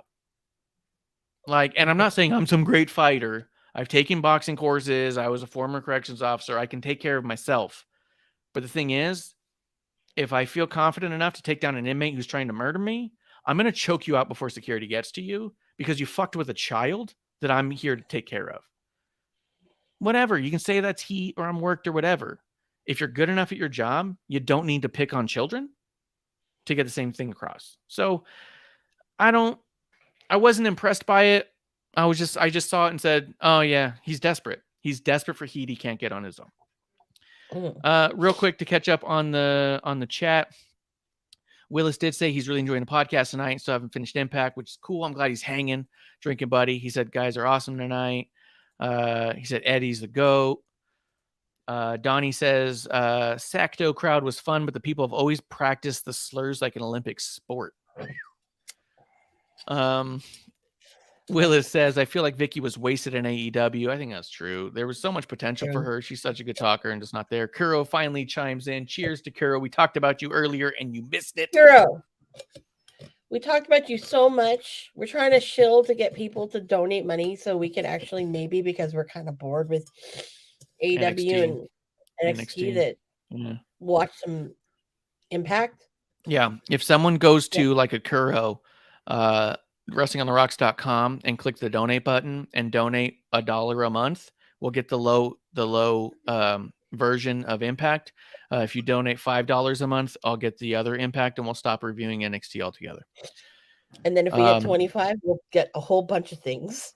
Yeah, actually, we wouldn't stop doing it altogether. We would just do like kind of what we're doing now and talking about the 1 or 2 things that really stand out, and then we'll talk about Impact in its entirety. Willis does say, fuck that kid, and I'm black. I love that. Whoa! Whoa! And he says, Hobbs loves kids. Yeah, I thought that was cool too. Like I said, I think the company did the right thing by the kid. I think they did. The kid was stupid, though. The kid was dumb. You know, Howard thought about his mom and said, you know, my mom was more heated. Adam Cole, Bebe. I said, Mama wants to meet Bebe. Let's meet Bebe.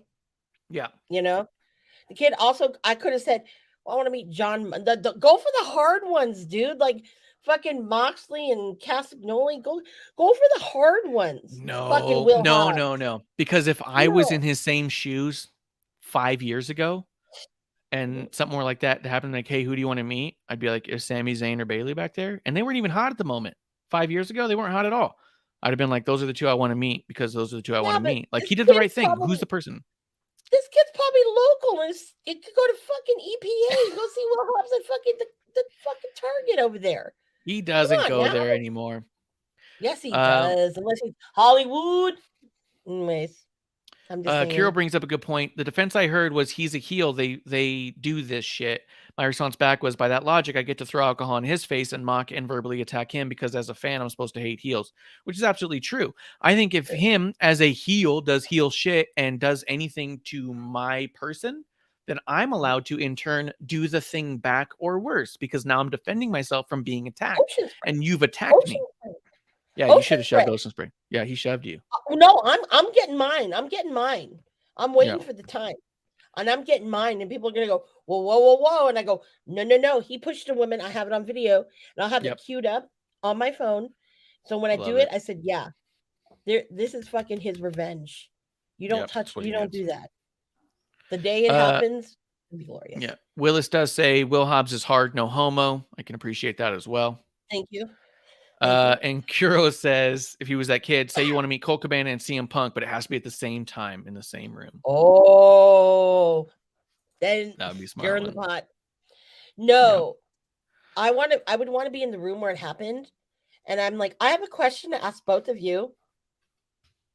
Yeah. Who's the better wrestler? Yeah. I know the answer. No lying. And you look right at Punk. Don't lie about it. No. I still am waiting for the greatest booking that will never happen. Part 2. I did get the one booking that would never happen. Colt versus Marty for me. Okay, I got that. Why are we back? I want the second one. I want Phil and Cabana. I know you said that and we talked about not talking about it. I want a literal death match. Or I'm only bringing it up because the people brought it up, okay? The people brought it up. Was there anything left in the Revolution pay-per-view that you wanted to bring up or talk about? I feel like we had all the hot points. But the media scrum. Oh, yeah, I didn't catch any of the media scrum. I didn't give a fuck about any of it. So talk about it all you want. You know what? Pickles. Okay, I have a couple things. We talked about MJF throating the pickles already. We covered that. I know. And I'm also still mad that Marsh had tried. I said Marsh should come up with producer lady and we should go back into the media because we are media technically, right? We did reach out and ask them what it takes to get a media pass, and their response, because I was like, look, I'm not asking to be in media right now. What are the qualifications that are necessary to meet media so we could potentially get it in the future? And their response was, we thank you so much for your interest, but it's just too full at this time. And I was like, that's not answering the question of what are the qualifications. That's deflecting that we have handpicked who we want for when we want to get the answers and the questions that we want. And I was, that was very much what it was. And I got angry because they had a person who kept asking questions from comicbook.com. Comicbook.com is a way more reputable source than Fightful. So I'd rather, if I'm trying to get actual news and trying to get people to actually read it, I'm going to comicbook.com before I go to Fightful. Because no one's going to take Fightful serious. They're going to take comicbook.com serious. Okay, well, I have another one to ask you about then. Hold on. Hit me with another one. Because comicbook.com is legit. They're legit. They are. Legit. Are they like too legit to quit? Like that's why they keep going. They don't quit. They're too legit. Okay, well. Willis does say Amanda let it go, and I can't be more on his same page. And Willis says, I'm Team Punk and Team Cabana. So you can't be both. Can't be both. Okay? I do agree with that. Can't be both. Kiro says, how do I give you money to watch Impact? If you go to WrestlingOnTheRocks.com, there is a donate button. It is attached directly to my PayPal. Any money that goes in that PayPal goes directly to buying Impact. Excuse me. Because that PayPal's not used for anything else at this moment. It used to be, but it's not now. So that'll be strictly a PayPal account for Impact. Yes. Oh, here it is. Yep. Tell me if this is a reputable wrestling media journalist. Yeah. HingeHealth.com. Hinge Health? That sounds disgusting. I'm not Googling that. That's what it is. I can't have that in my history. That's disgusting. I'm not doing that. I'm not looking for Hinge Health. Here's the deal. If the word health is in your .com, what are you doing at a show that self-mutilates in front of thousands of people? Okay, on purpose and open? Okay, so Hinge Health. Let me tell you what they are. They are More like Fringe Health. online. No. HingeHealth.com Yep. is a online MSK care and virtual physical therapy thing. Okay. What does that have to do with wrestling? Here's the other thing. Because we talked about earlier that we'll credit people where credit's due. Conan, on his Keeping It 100 recent episode, his producer, did I forget his name? But I believe it starts with a J, and I'm going to be, whatever, is what it is. He brought up the theory that some people had brought up about self-mutilation and about how people who are under extreme distress sometimes respond with cutting themselves. And the thought process was, is a guy like Moxley or a guy like Ric Flair in his prime who seemed to cut every single night really just using wrestling as a physical outlet for self-mutilation and not dealing with their psychological issues?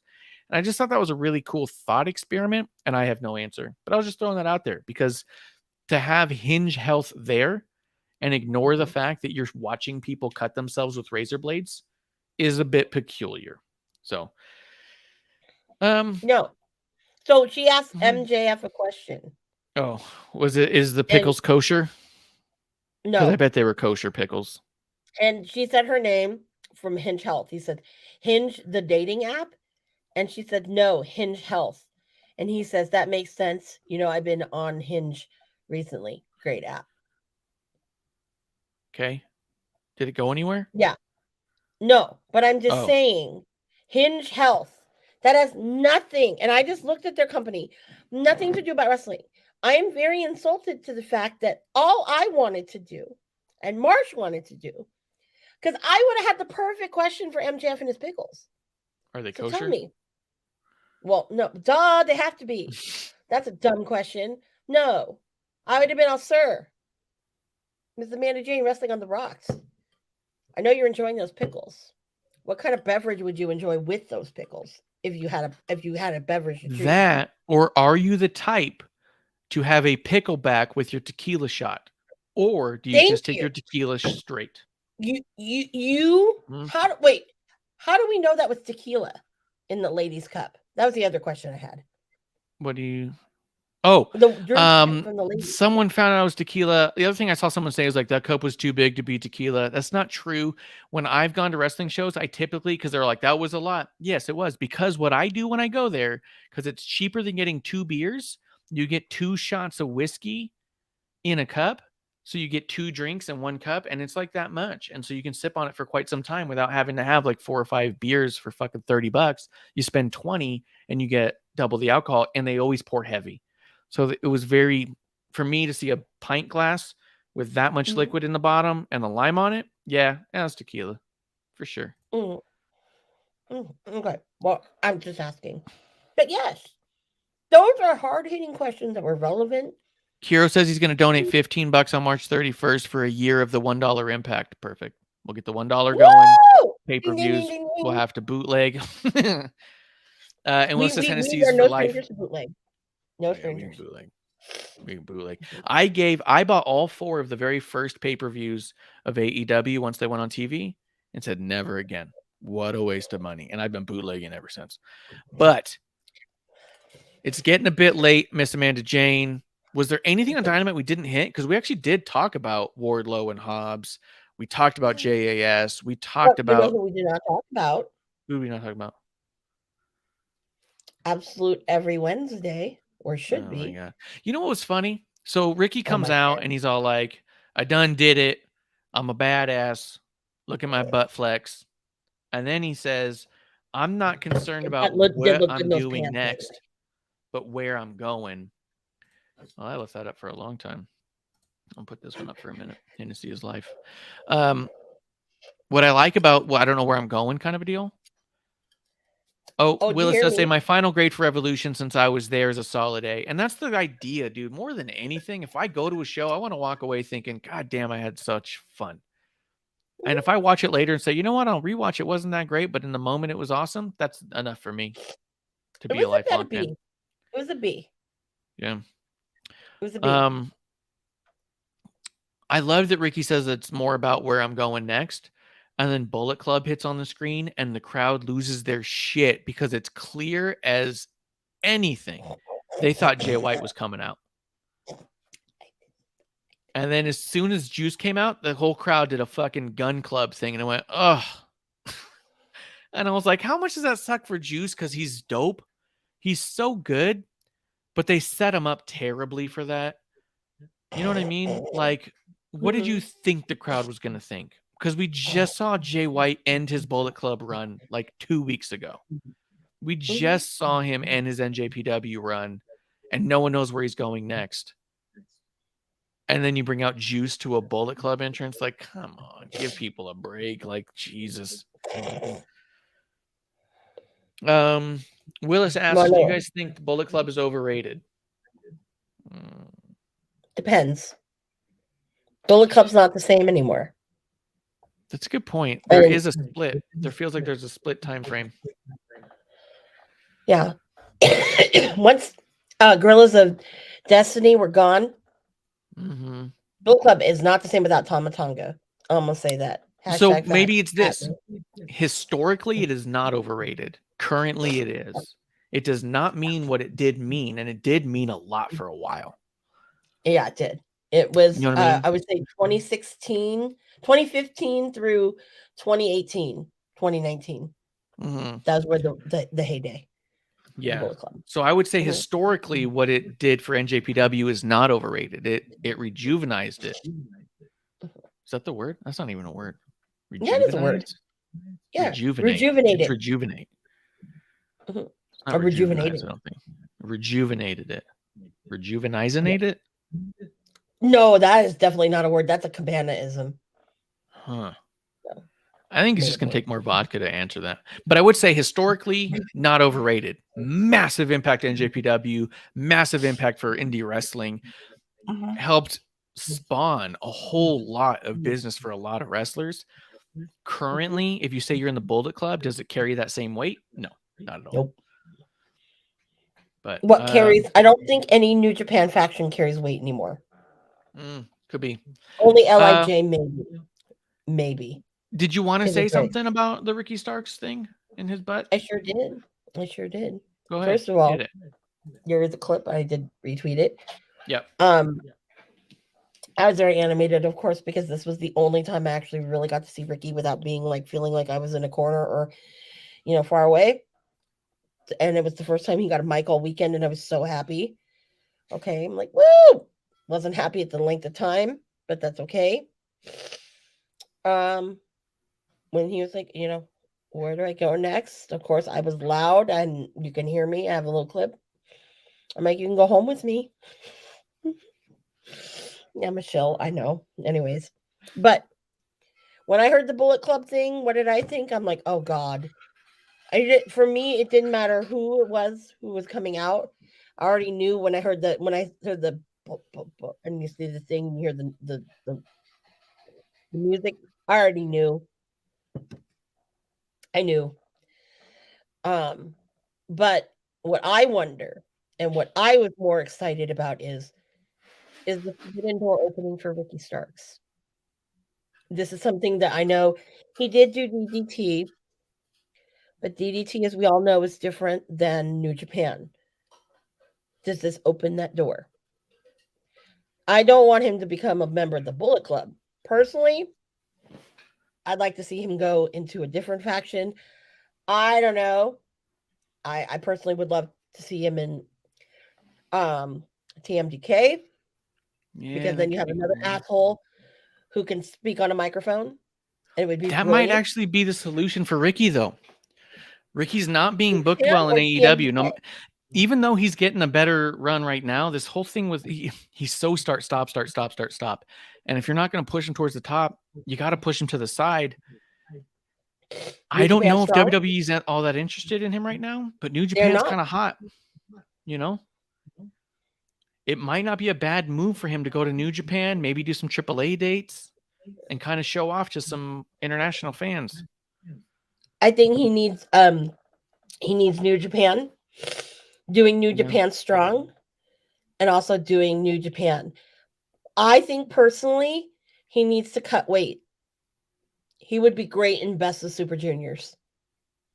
He's on the cusp now. Don't shake your head. No, but I don't want him to do that. Listen to me. No, I don't need him a tiny guy who's doing little things. No, but he should not be. Okay, look at his body. Okay, I'm sorry. I've been a fan of when he was in NWA. Huh? I do look at his body. I do. Oh yeah. But I'm dirty and non-dirty. Okay. Full disclosure, dirty and non-dirty. I will say the dirty. I look at his body two different ways. Yeah, but the dirty in me, I will say in the hard cam, because his ass looked great in those pants, and it was right there, and I'm like, oh, they look good. I kept waiting to see your camera come up. No, I didn't want to be that girl. I was already like the little hearts and the fangirl. Worshiping everything he said. Yeah, Willis says front row Amanda. Yeah, that was great. Yeah, front row Amanda is best Amanda. Let's go there. But no, he agrees with me. Cut weight. No, I don't want him cutting weight. No. Listen to me. Hear me out, people. When he was in NWA, he was about 185, 190. Yes. Okay. But he was fatty. Okay. He wasn't cut. And he looked undersized. He looked undersized. Now he's like 207, 210. If he can drop just a little down to make it under the 205, right? I don't need Ricky Cruiserweight. Rolling your eyes. No. He needs to be in that. He needs to work with the Hiromu Takahashis of the world. He needs to work with the damn, fucking Japanese Bill Murray. He needs to work with these guys. Okay. Who the fuck has ever won the Super Juniors to go on to be a big main eventer? They rarely do Gaijin. Certain Gaijin win. Okay, so Ricky's not going to win it, and then he's just another dude who was there and who lost the Cruiserweight Championship there too. Listen to me, though. Listen to me. Ricky Starks is a different element than some of these other people. I'm going to compare him to his ex-best friend, ACH. Okay? Who never main evented. Listen to what I'm saying. ACH doesn't have that charisma that Ricky does. No. Ricky can be a powerful person. He could be like one of these big characters, like a fucking Marty Skrull. He could be a fucking one of these big guys that are over there, these Gaijin. Okay? He has that power and the ability. As long as he's put in one, the right stable, and two, you let him be that fucking tweener over there. And I swear, that would go over so fucking well for him. Let him live in Japan for a fucking year. Okay? Let him do it. And I bet you money he would come out of that thing. He could go wherever the fuck he wants and main event wherever. Give him a year there.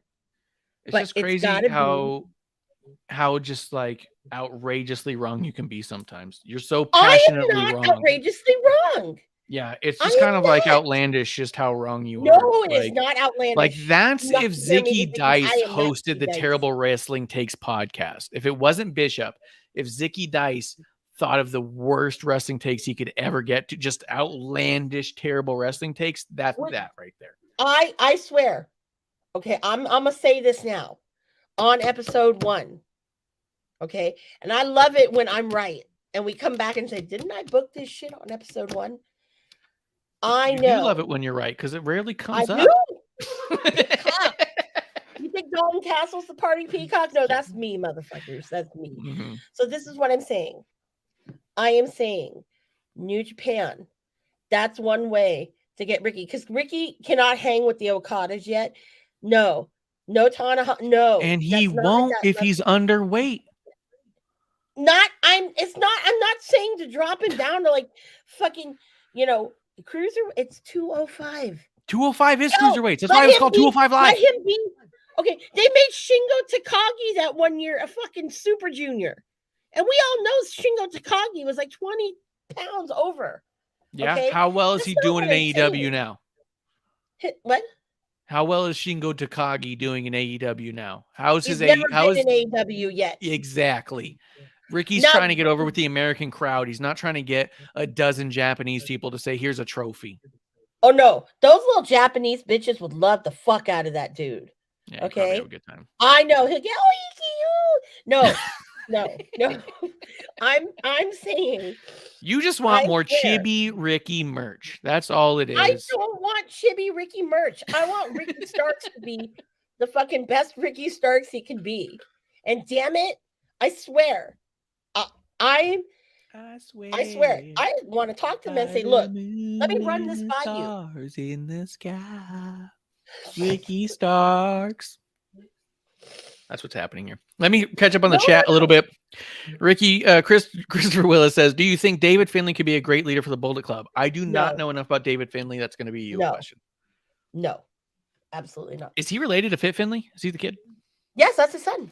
Okay. I knew Fit's kid wrestled. I haven't seen him wrestle. Yeah, that's his son. At least I don't think I have. I love Fin Juice. Don't get me wrong, people. I love me some Fin Juice. Yes, you have talked about Fin Juice before. I thought it was shark soup when you said it, but it's not. No, it's not shark soup. No, that's also illegal. No, the Bullet Club, you have to look at the leaders who have been the leaders of the Bullet Club. Okay. He does not fit the mold. Let's see. Ricky Starks to Bullet Club would be great. I believe that. I think it could be cool. He could do it. Donnie says, I definitely captured Amanda given the hearts. Willis says Finn Balor. Did Finn Balor win the best of the Super Juniors? Yes. Okay. Then he's the only one. And he's also like 5 pounds heavier than Rey Mysterio and like 30 pounds lighter than Dominic Mysterio. So he's Dominic Mysterio is not he's good. Really in shape either. So no, but he's getting in shape and he's good. Well, I know because he went to prison, right? What? Dominic went to prison. He's hard now. Okay. Real and not Ricky hard, different hard. That's no. Willis pandering to Miss Amanda Jane, says I miss Marty whoop whoop. And then he says Ricky in Japan for a year, I can dig it. Yeah, I don't have a problem with him going for a year. I have a problem with him dropping 30 pounds and I did not say drop 30 pounds. Okay, hold up, rewind. I did not say 30 pounds. I'm talking 5, maybe 10. Okay. He can be a 200-pound junior heavyweight. He sure can. Okay. No one's trading tapes of Ricky Starks versus Takamichi Noku. Okay. Like, I love Takamichi Noku. Okay. Don't. He's amazing, but he's a 195. Yeah, but that's fine. Ricky's like right now 10 pounds more. 20, maybe 15 pounds more than Taka. Okay. Just saying. Ricky Starks, though, as elite, but he's a Ricky's hot right now. If he takes an hour or a year, he takes a year to cool off in Japan, he's fucked. He's got to stay hot. No, listen to me. G1 Super Juniors isn't going to make him hot. No, listen to what I'm saying. Okay. Listen to me. There's a photo of Ricky Starks that he took himself. And I saved it because, God damn it, I'm that kind of person. This is disgusting. At 198. Okay. That's a Super Junior size. He looked damn good. He looked fucking good. Yeah, okay. It's disgusting. That weight of him. And he goes and does the BOSJ. And BOSJ actually might be too late because it starts soon. Yes, it is too late. He's all up in it. That's why you put Ricky into like the Bullet Club and have him rejuvenate it. Rejuvenize it. Don't give him the bullet. TMDK. He needs They'll call it the Absolute Club. Oh, is that what the skull's gonna do? Is this? Yes. That would be fucking great. And it'll be Chibi Skull. No, you don't. No, you don't need a Chibi Skull. What you need is him like fucking. You need the skull. Yeah, you need that with the like fucking the skeleton hand doing the See, what I that's want, better than G1. And I said this before. The other thing about Japan too, and I think I've said this before in episode 1. I want a fucking style battle of fucking Sonata versus Starks. I've been wanting that for a long time because both of those guys pretty fly dressers on the outside. Love to see that. Fly on a wall. Seeing them go shopping somewhere. Fly on a wall. Fucking Wrestle Kingdom to have a catwalk. Yeah, that's what I'm saying. No. I mean, I swear, Marsh, if this shit happens on New Japan, I'm going to say, y'all owe me some big money. I need front row for life. No, all they owe us is $5 a month for us to get Impact pay-per-views. Yeah, I know. And now, and if you kick down to 10 a month, we can also get New Japan. I do really want to see Sasha Mercedes did announce their next match. It will be in Japan. Yep. It's going to be at Genesis. And she and Ricky are friends, okay? So it makes sense. Yeah. Yeah. Money, and start. See? That if they do intergender, see? The possibilities, endless. I'm going to throw this out here and then we have to go because it's late. But I want to show people this because I couldn't stop. I couldn't be more shocked. You went to the Mercedes Monet match in San Jose. Her entrance included Money Rain, did it not? Mm-hmm. I'm getting the props. So see this, guys? This is my Ricky prop. New Japan for Ricky. Stop. I'm teaching people something. Okay. You sent me the money that fell from the sky for Mercedes Monet's big debut, NJPW, San Jose, officially Monet. Her name is Monet. No longer the Banks, no longer the boss. She is Monet. Her name is Money. I was backstage for WrestleMania kickoff at SoFi Stadium where Snoop Dogg came out with a money gun and showered Becky Lynch and Bianca with money. This is that money. It is Snoop Dogg money with fucking weed leaves. Says Snoop Dogg on it. It says trash bag full of cash on it. It's got a little facsimile autograph on it. Snoop Dogg made Snoop Dogg money to shower people in Snoop Dogg bills. You're like, I got you the Mercedes money. And I went, oh shit. This is what shows up. Amazon fake money. It says on it for motion picture use. For motion picture copy money, it says. And it's even got Ben Franklin looking like he's trying not to smell that fart. He's got his lips puckered like, you farted near me. I don't like it. Here's the deal. Here's the second part of that. Not only is it motion picture money, it's old motion picture money. Because I have this current motion picture money that looks like current bills. She couldn't even shell out for current fake money. Yo, that's your homegirl. That's your homegirl. Don't. That's what I'm saying. I'm confused about. If my name is Money and my uncle Snoop Dogg, my face is going to be on a dollar bill. I'm not going to give you 7 to 10-year-old fake money. I would at least have current fake money. Too poor for a real one. That is some heel shit, though. That is some pretty heel shit. That's what I'm talking about. That's what I'm talking about. Fake money comes down, and you're like, oh my God, it's going to have her face on it. Shane McMahon drops money with Shane O'Bucks on it. Hey, you got money, okay? I'm sorry I didn't give you the Okada one, too. I only had one of them. Hold on. Let me find the Okada one. Did Okada have his own face on it? Yeah, I'm going to show you the Okada one. Hold on. Let me go find it. You got to be shitting me. No, I got it. Okada dropped money. Go get it. I need to see this. Okada had fake money with his face on it. Mercedes did not. And your name is Money. Why are you making fun of your homegirl? I'm mad that she's not merchandising herself to the full potential. Dude, I mean, I don't. Okay. You ready? Yeah, that's some heel shit. Look at that. Oh my God, that's got Okada's face on it. It looks like Money enough.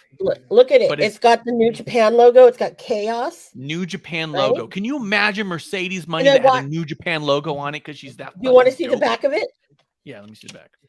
Rainmaker! Insane. So Snoop Dogg and Okada have their own money. Shane McMahon has his own money. You know who does not have their own money? Mercedes Money. She has to use old, outdated prop money. Not even the new stuff that I have. Damn, but at least you got one though. I'm gonna boo her so hard. I'm gonna boo I know the you shit are. out I of her know. in I know. Japan. But I'm going hey, front row just to throw the money right back at her. I grabbed one for Willis. What was that? Do the Right Thing with Spike Lee, where he takes each dollar bill and throws it at him in the face. That's what I'm gonna do to Mercedes. Oh, yes, and you did. Thank you. That's where the Snoop Dogg money came from, because I was like, when you sent me everybody, just I don't think did I show this on episode 1? I don't think so, but I got a bunch of fake money. My brother worked in movie props for a bit and got me a bunch. Guys, oh yeah, look what Marsh got me. Oh, this is amazing. Donnie says Absolute Era has a good ring to it. I agree. Yeah, because I saw a Peacemaker in his underwear, and I was like, that was your favorite scene. That was my favorite scene. Yeah, absolutely.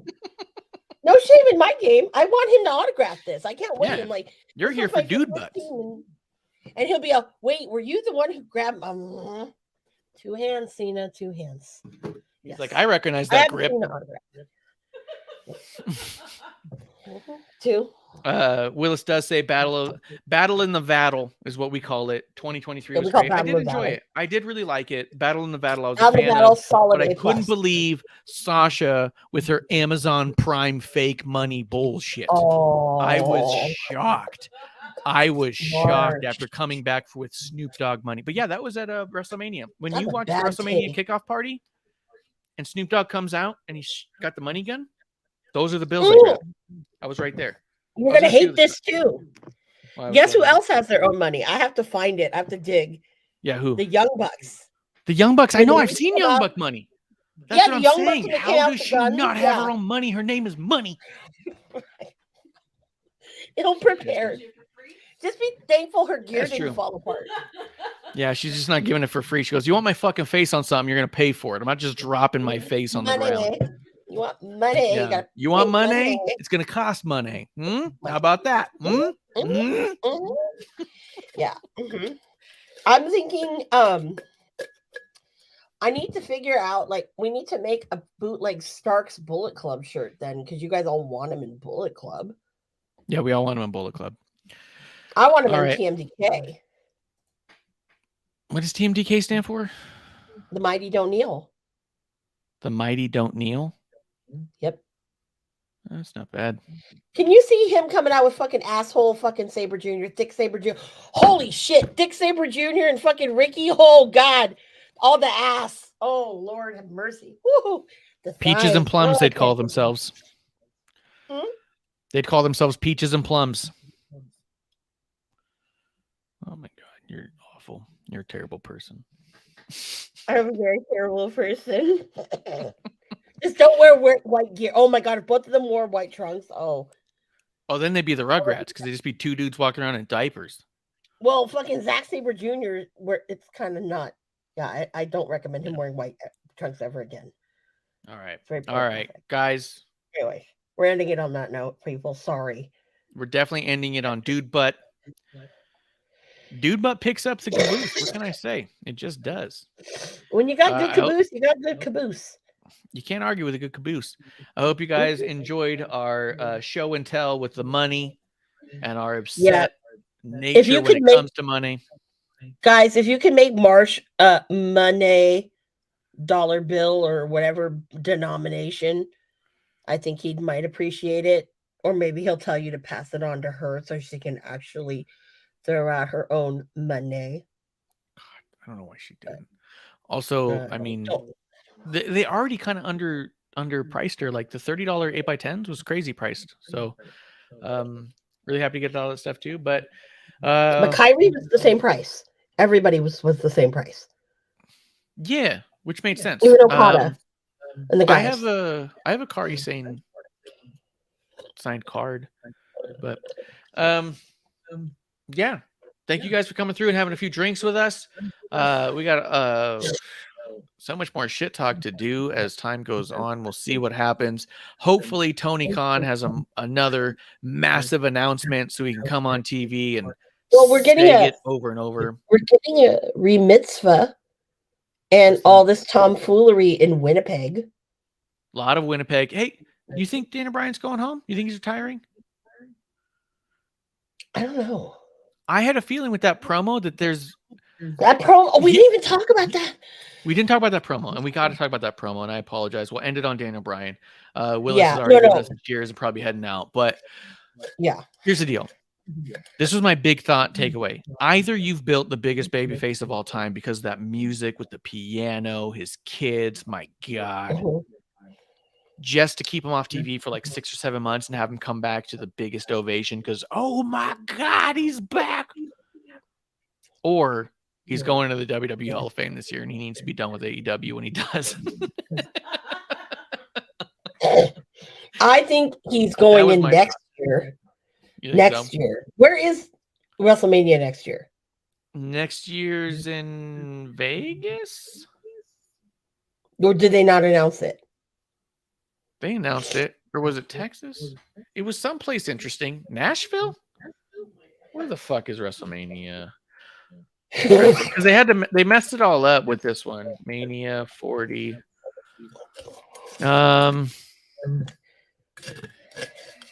Lincoln Financial Field, Philadelphia. It's going to be in Philly. Ew. But in Philly. So that's when Paul Heyman Ring of Honor was started in Philly. Okay, Ring of Honor's in Philly. You can do Daniel Bryan, Paul Heyman. Dudley Boys are already in. I don't know. You can get some people. I'm not booking this shit for them. I've been booking so much for them already. But yeah, Philadelphia. Do you think the Daniel Bryan's done with AEW? It wouldn't be a bad way to go out. No. You think they made the biggest babyface of all time? He's gonna be the biggest babyface of all time. And he'll come back at All Out, maybe. Ooh, yeah. I can see that. Or either we'll come back at All Out, or if it's not All Out, no, All Out makes more sense. What if he says he's done like this, goes into the Hall of Fame in April, and then still sits out in his Hall of Fame speech going, oh my God, my career is so good. It's over. I got to do everything I got to do. It's over. Boom, all in. He's back in AEW. Like, I'm back, motherfuckers. Rocking the fucking Legends ring and everything, just like Jake the Snake did. That was so fucked up. I loved when Jake the Snake was on TV and kept wearing the Hall of Fame ring. I was like, you dick. Hey, those who can do. I still think because they called out Zack Sabre Jr. called him out in at Ring of Honor last week in the tapings. I think that we have to. He probably maybe he's going back to Ring of Honor. All right. And I'm thinking that the way Tony is setting this up, Ring of Honor might be better than AEW. It might be. Starting to look that way. It is, and to be quite fair, if anything, maybe he goes to Japan. Maybe this is a surgence of now. There's about a good 3 people or 4 people going to Japan. Ricky, that'd be cool. Which could lead to Forbidden Door, which would be Bryan Danielson.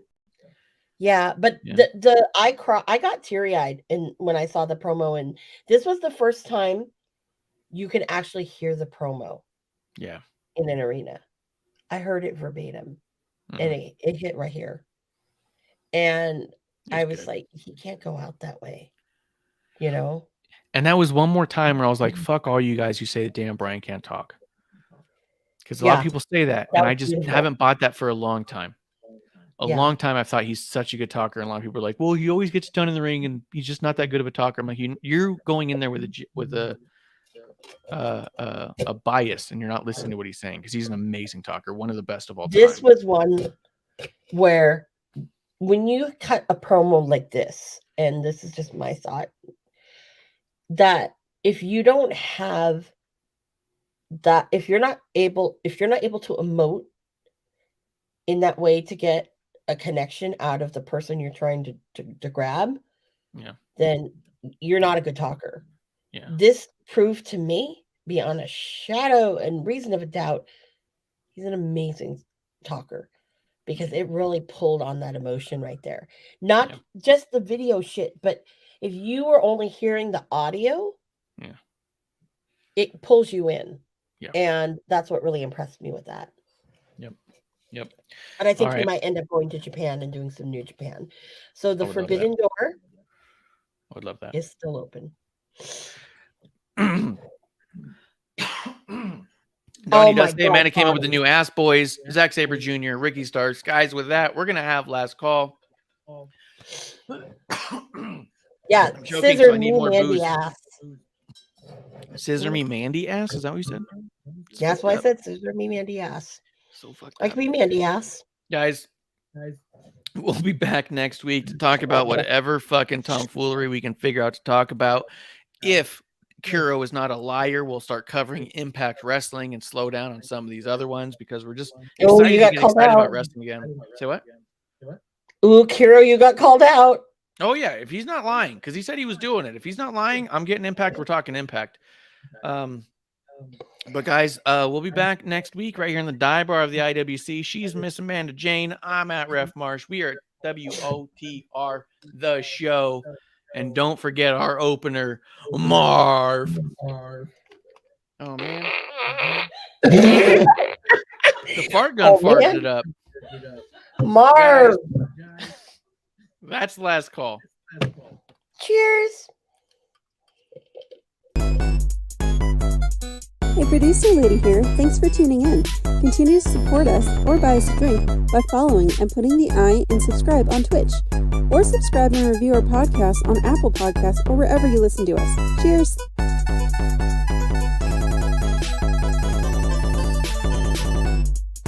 I would never have a drink with wrestling on the rocks.